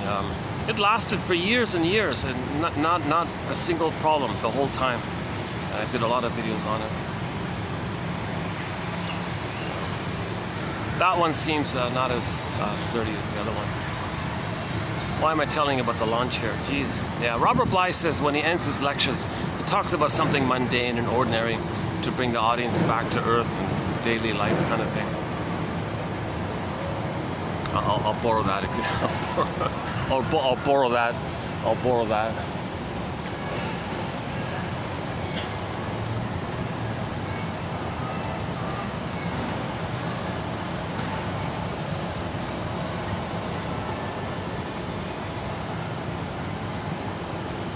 Geez, you know, if they can clean up the bark on the tree or something, it would look nice.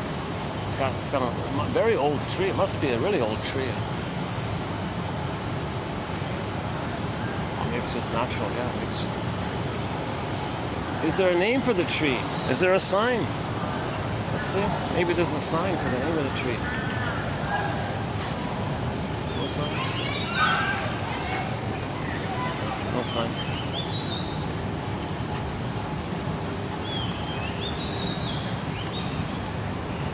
Oh yeah, about a week ago I showed you a tree called, there was a sign, it was called the autograph tree. But the tree was stubborn, it wouldn't give anybody its autograph. Silly joke. We do have a thread on humor, psychoanalysis of humor. Grotstein has a key quote in there by James Grotstein. Yeah, if the humor is negative, if the humor tends to be negative or put down humor, that's a sign of trauma before 18 months in the Stinger modality. If the humor is more playful and doesn't hurt anybody, that's the clinger and the pleaser or healthier humor. That means you're post 18 months. So a lot of people do have a very bit nihilistic, dark kind of humor all the time. That's an inference that there was trauma before 18 months. You pick up the phone, mother, tell me the story, give me the key. Okay, Anne Sexton, 1960, has a very good poem. She apologized to her daughter. There's a poem by Anne Sexton, 1960, and I guess it's about a woman in her 60s, I think, telling her daughter in her 40s, I think, daughter, I'm sorry, I made you to find me. I had you and I made you and all this, not to see you and love you and mother you. I made you because I wanted you to take care of me, and so I was trying to find me. I made you to find me. I'm sorry. I expected you to soothe me and comfort me and mother me. Impossible demands. I'm so sorry. She apologized in that poem. Well, the poem is about this apology. So the mother voluntarily gave the key like that. She gave the secret like that of what happened. She said, that's the actual line in the poem. She said in there, I made you to find me. I'm sorry, daughter. So a lot of mothers need to apologize to their adult daughters, right? They won't do it. So the daughters have to make an effort to get the key out from mother's pillow. Come on, mother. Tell me the truth about the first 3 years. Did you use me to comfort you? Did you enjoy that blissfulness? And did you like fix it like that? Did you like alienate me from my father so you could possess me more? Come on, tell me the truth. The truth will upset me free. Make amends. Least you can do. Now her stubbornness, and maybe she'll blame you for that. How dare you criticize me after all I did for you? And she does one of her guilt trip things. Okay, there's a cartoon that says, mothers know how to push your buttons because hey, she sewed them on. So if she's still doing that to her adult children, still pushing those buttons to control her, okay, that's a sign of her trauma. She has immense survival anxiety. Oh, there's a cat. Oh, he's on the other side. Is that the same one? And they got a whole bunch of kind of cats around here. See, I mentioned that yesterday. I was talking about cats all the time in the video, and sure enough, on the front page, all the news feeds was all cats this and cats this, all about cats like that.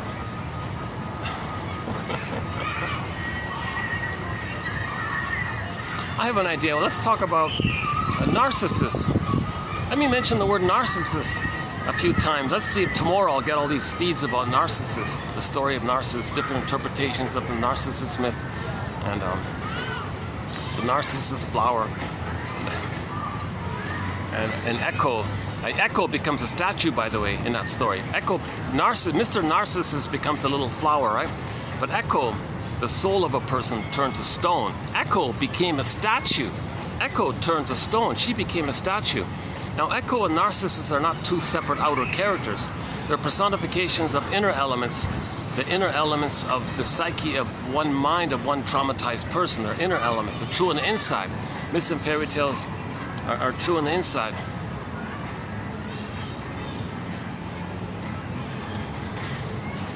If I walk this way while the runner, they're all looking at me when I get different expressions. Some look at me in a mean-looking way.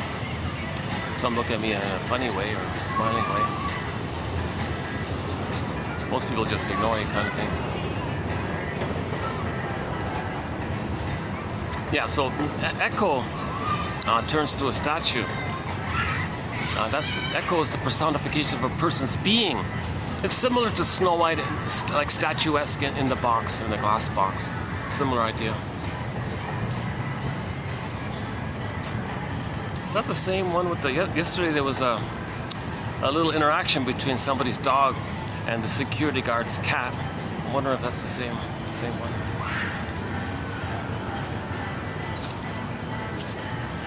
The cat totally won. The cat totally won. The dog backed off.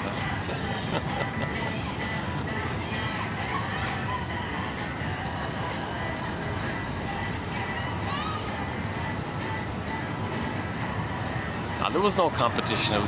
They were just looking at each other, and the cat was very calmly looking at the dog.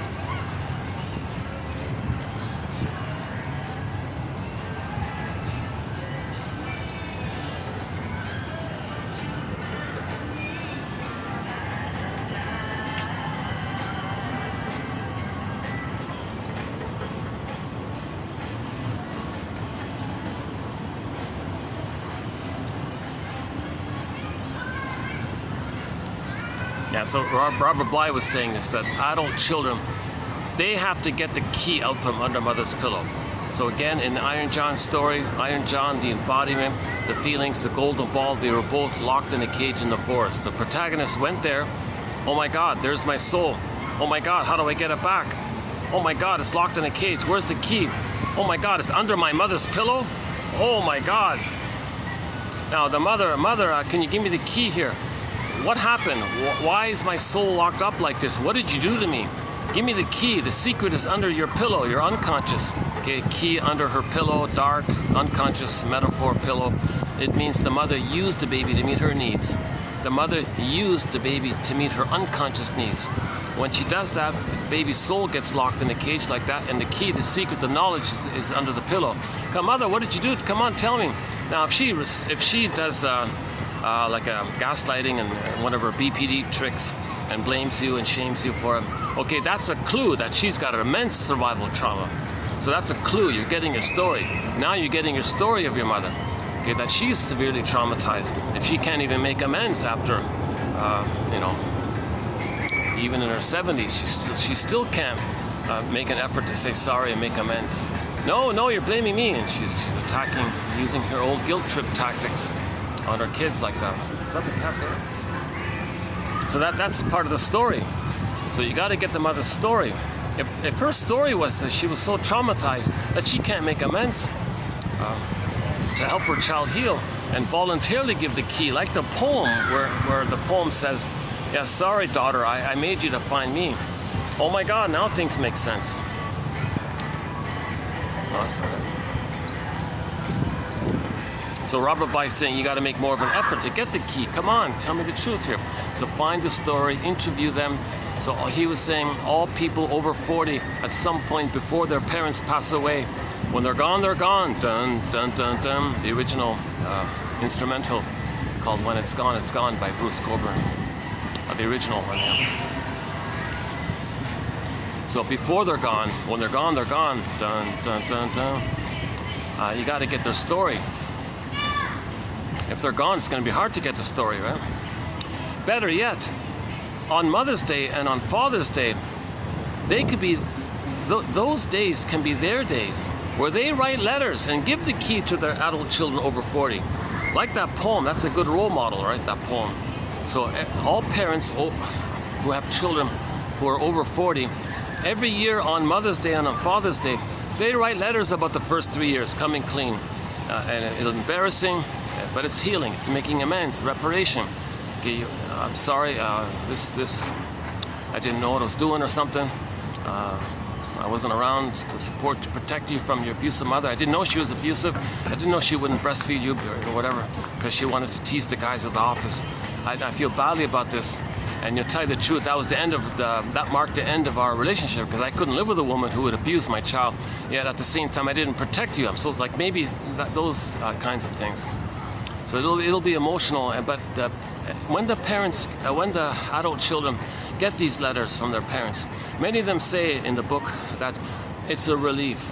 What a relief. I sensed it, I had a hunch about it, I didn't know it, now I'm getting this letter. Click, click, click, it all makes sense. They grieve, they cried, they feel much better. Yes, there's a risk. The adult children will never want to talk to them anymore. They got to take that chance, I guess. And it might just be for a period of time. I hear the birds.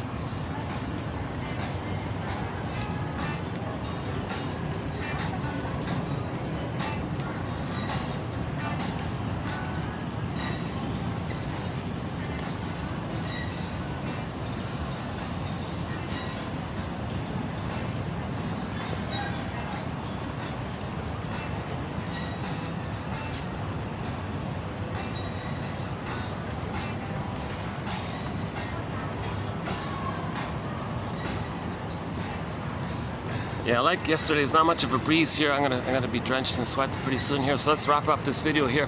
So let's close up with your mission. Your mission, should you choose to accept it, is to go on YouTube, type in Bruce Springsteen, Independence Day, Toronto, and listen to the intro he gives to that song. Now you don't see him. The guy who filmed it was way up in the rafters. It's all dark, but the audio is clear. It begins with Bruce Cockburn saying, "Fathers and sons. Fathers and sons," that one there. Listen to the intro and keep on. Listen to the introduction he gives to that song. Your mission, should you choose to accept it, is to get the comic psychoanalysis. Get that comic. Now you're not going to get the original 1955 mint print. It's thousands of dollars. Forget that. But there's a reissue done. You can get it for $20 or something. Or you can get the digitized version of it for $15, I think, through Dark Horse Publishing. Okay, that's the best introduction to psychoanalysis there is, I think. Yeah, so 12 therapy sessions put into comic book format. Mark, Ellen, and Freddie, those three clients. Jam-packed with insights and information about psychoanalysis. It's educational. It's meant to teach psychoanalysis. It's not meant to be just frivolous, escape you from your life distraction. It's not escapism entertainment. It's interpretive literature. That comic, it's the best introduction. Well worth the $15, I think. Last time I checked. Dark Horse Publishing digital edition. But I noticed you can still get that hardback, the hardcover. That includes the complete run. The complete run isn't that hardback cover they put out 4 years ago.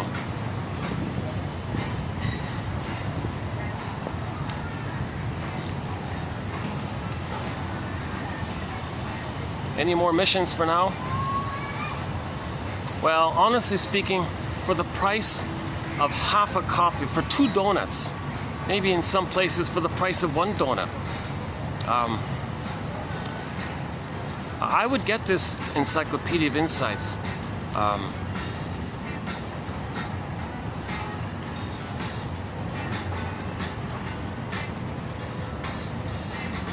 And then Robert Bly's advice, read 10 minutes a day and copy paste or write out one a day or discuss one a day like that. And you take the quote and say, and free associate by it or discuss it or something. Do something with it. Just write it out by hand maybe. Just 10 minutes a day. Forgive psychology for its jargon, says Robert Bly. Oh yeah, another thing Robert Bly says to the audience. 30% of what you're going to hear to your audience is wrong. It's up to you to figure out which 30%. So there's no magic. This psychoanalysis is not a magic breast. There's no magic words here, no abracadabra words here. It's an attempt to make us be more like a detective. We're trying to be a detective here. Okay, I think I should just wrap it up here. So yeah, okay, I'll see you. If I just let them pass. Okay, why don't they just let them pass? Yeah, hold on a second. Or let me do maybe I can just do a quick water management here, and then I'll wrap up the video. Hold on a second.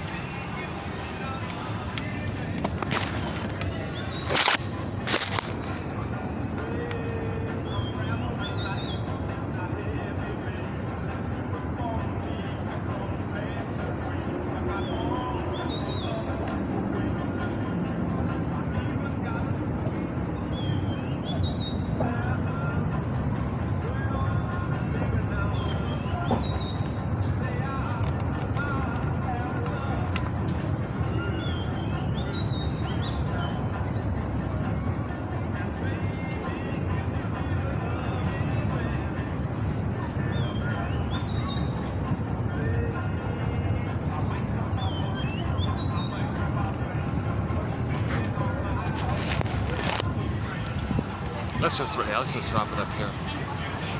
Okay, yeah, so your mission, should you choose to accept it, is to get the comic psychoanalysis, okay,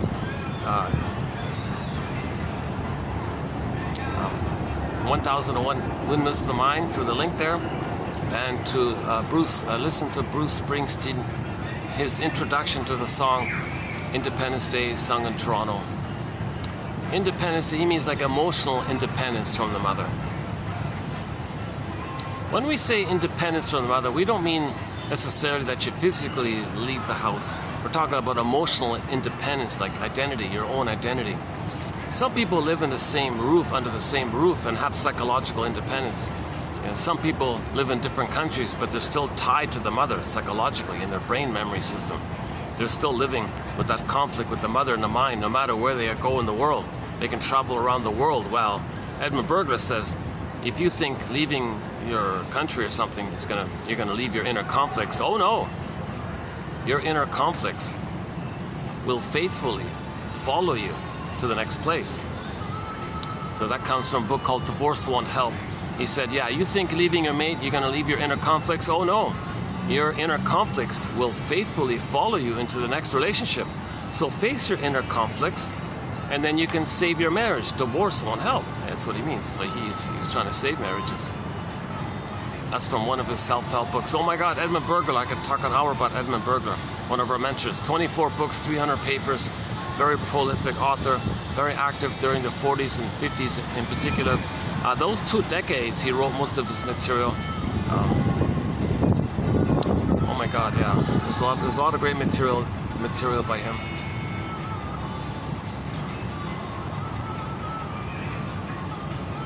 Edmund Burglar, yeah. Oh, there's that bluesy harmonica. Yeah, it reminds me of Steve Perry's song called Friends of Mine, that bluesy harmonica. That song also includes like a bluesy rock harmonica sound to it. A little bit like that, briefly like that. This one's much longer. In Friends of Mine, it's just for a short, just for a few seconds. Oh, the whole song is a harmonica. Oh, okay.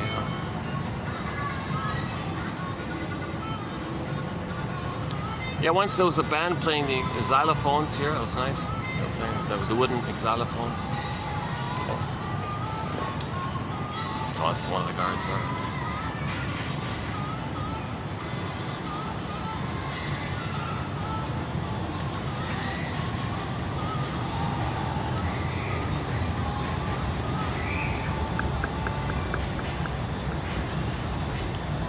Yeah, older guy, looks healthy, looks strong.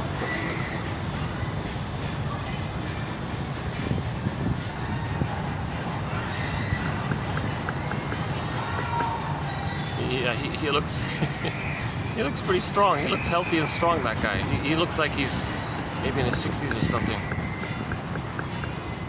He's very energetic.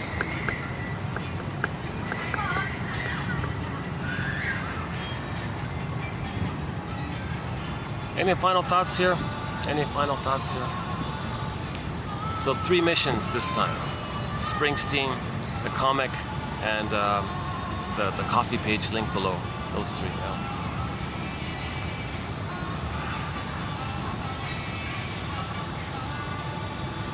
Oh, and why not? Yeah, check out, and just for fun, check out Burton Cummings' appearance on the dating game. He was bachelor number 3. Being interviewed by a very pretty lady. Oh my God, she looked like Miss America or something. And she missed her chance. She blew it because she was a budding musician, but she didn't choose Burton Cummings. That's like not choosing Elvis Presley kind of thing. Like, she missed it. And when she found out that she missed it, she made the wrong choice. You could see that she had this, oh my God, I can't believe this sunken expression. She chose the guy with the smooth talking answers. He really, number 2, contestant number 2, had really, he was a smooth talker. He had excellent answers, so she was drawn to. Number 1 was just a joke. He immediately overtly disqualified himself. I think it was maybe a little rigged like that.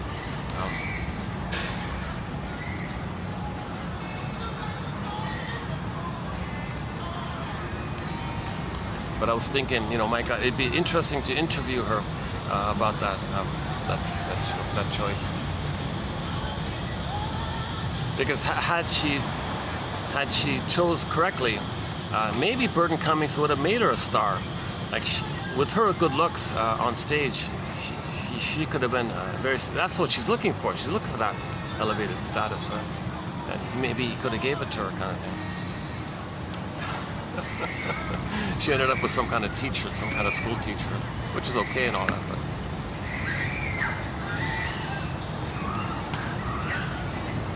it's funny, she chose the guy who kind of smooth talked her, right?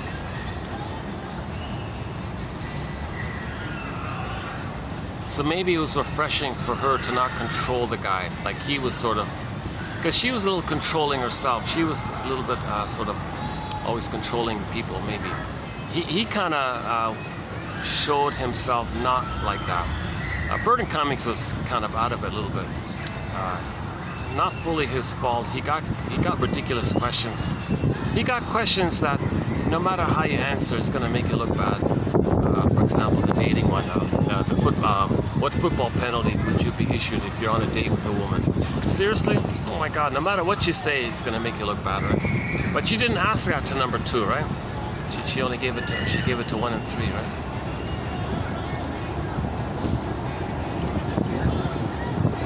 And yes, Burton Cummings did show his fear of marriage with his answer about what he would say to his wife after 50 years of marriage on the swing on the front porch. He kind of freaked out at that question. Oh my God. So he kind of gave himself away as not being like emotionally in that mode of thinking very positively about marriage or something. But had she somehow saw through that or forgave him for that, she would have went on the date with Mr. Cummings, and if she were nice and all that, I'm sure he would have given her an audition. And if she were just a half-decent, okay player, whatever, he's smart, Cummings is smart, he would say, please be on stage. Her presence would electrify the audience. She's very, very pretty. Looks like she's officially a model, but she's more than a model. She's smart, and She looks like Miss America or something like that. Like she wins beauty pageants all the time and all this. So if you had a beauty queen on stage like that, with Burton Cummings, and she could play the piano. Say she could play the piano, Burton Cummings plays the piano. If you had the two of them like that on there, I'm sure he could have doubled his audience. Instead of 50,000, he could have got 100,000 or whatever. I'm exaggerating. He usually gets 20 or 30,000 in the audience, right? But if she were there, I think there'd be more people would come. I think. I don't think they would have been a marriage couple. I think she still has that kind of habit of wanting to micromanage and control every little thing. Burton Cummings wants a friend. He needs someone to talk to. He needs a friend. He doesn't want to be controlled. I think he probably, my guess is maybe had a controlling mother. He doesn't want to be controlled by any kind of controlling wife. It would trigger the memory of a controlling mother. I got a hunch in that area. I don't know. We don't know about that. But the only clue I have to that is that in an interview, he's in his 50s, he's talking about his how he studied to be a musician, and he used to, oh, hi mom, thank you for the piano lessons. Like he's still kind of talking to his mother in his 50s on camera like that. So one little clue, maybe he's a little too close to the mother or something. That would account for his fear of relationships and all that. But and there's no, and I looked it up about his wife. He did finally get married, but there's no info on her. Zilch, nothing. I'm not even sure if the one photo that's there, if that's really her or not. I couldn't tell if it was just some other photo. So, and on Wikipedia, I think it said they're separated or something. So no information about the woman he finally did marry. And they say, yeah, no kids too, so.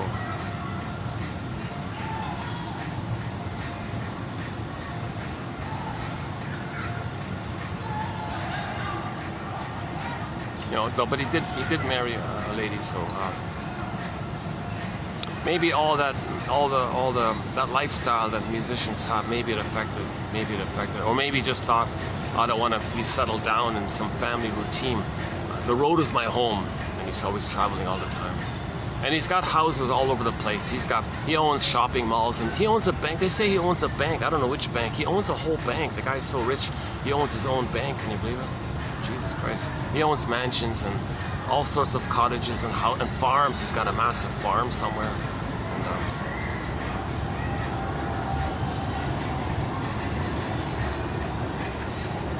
he bought some mansion for his mother, even some 20-room mansion for his mother or something like that.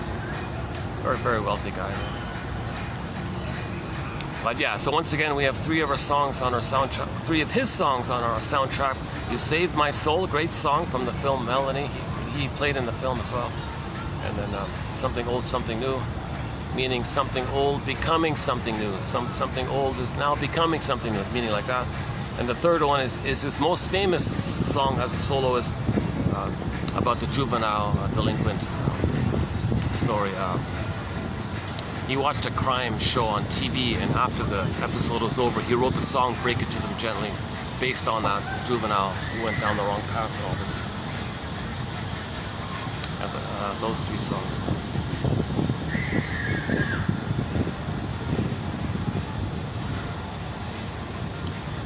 Oh. Yeah, I'm feeling a little, these past 2 days in particular, yesterday and today, I'm not feeling present for some reason. I'm here, I know I'm here and all that. I don't just feel fully, maybe because I got so many interruptions and so many, maybe it built up on me. Interruption here, interruption, I gotta move here, maybe the heat might be a factor, I don't know. And plus maybe the feeling that I'm not in the park, like I'm kind of outside the park, like maybe that's the triggering of not being included or something, maybe a little bit like that. On the other hand, I'm friends with the security guard's cat.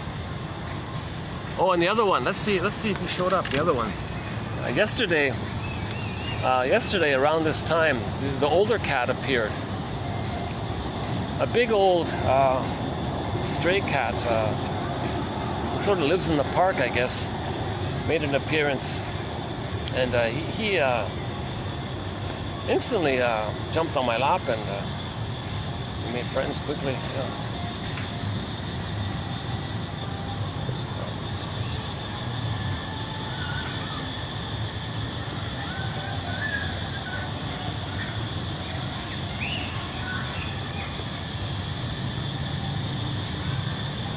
I don't see him.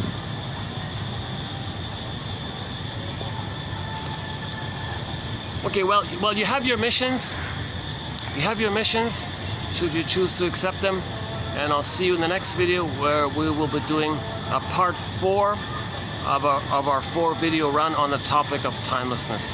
So I'll see you next time. We'll spend a little more time on the topic of no time. Okay, I'll see you in 2815.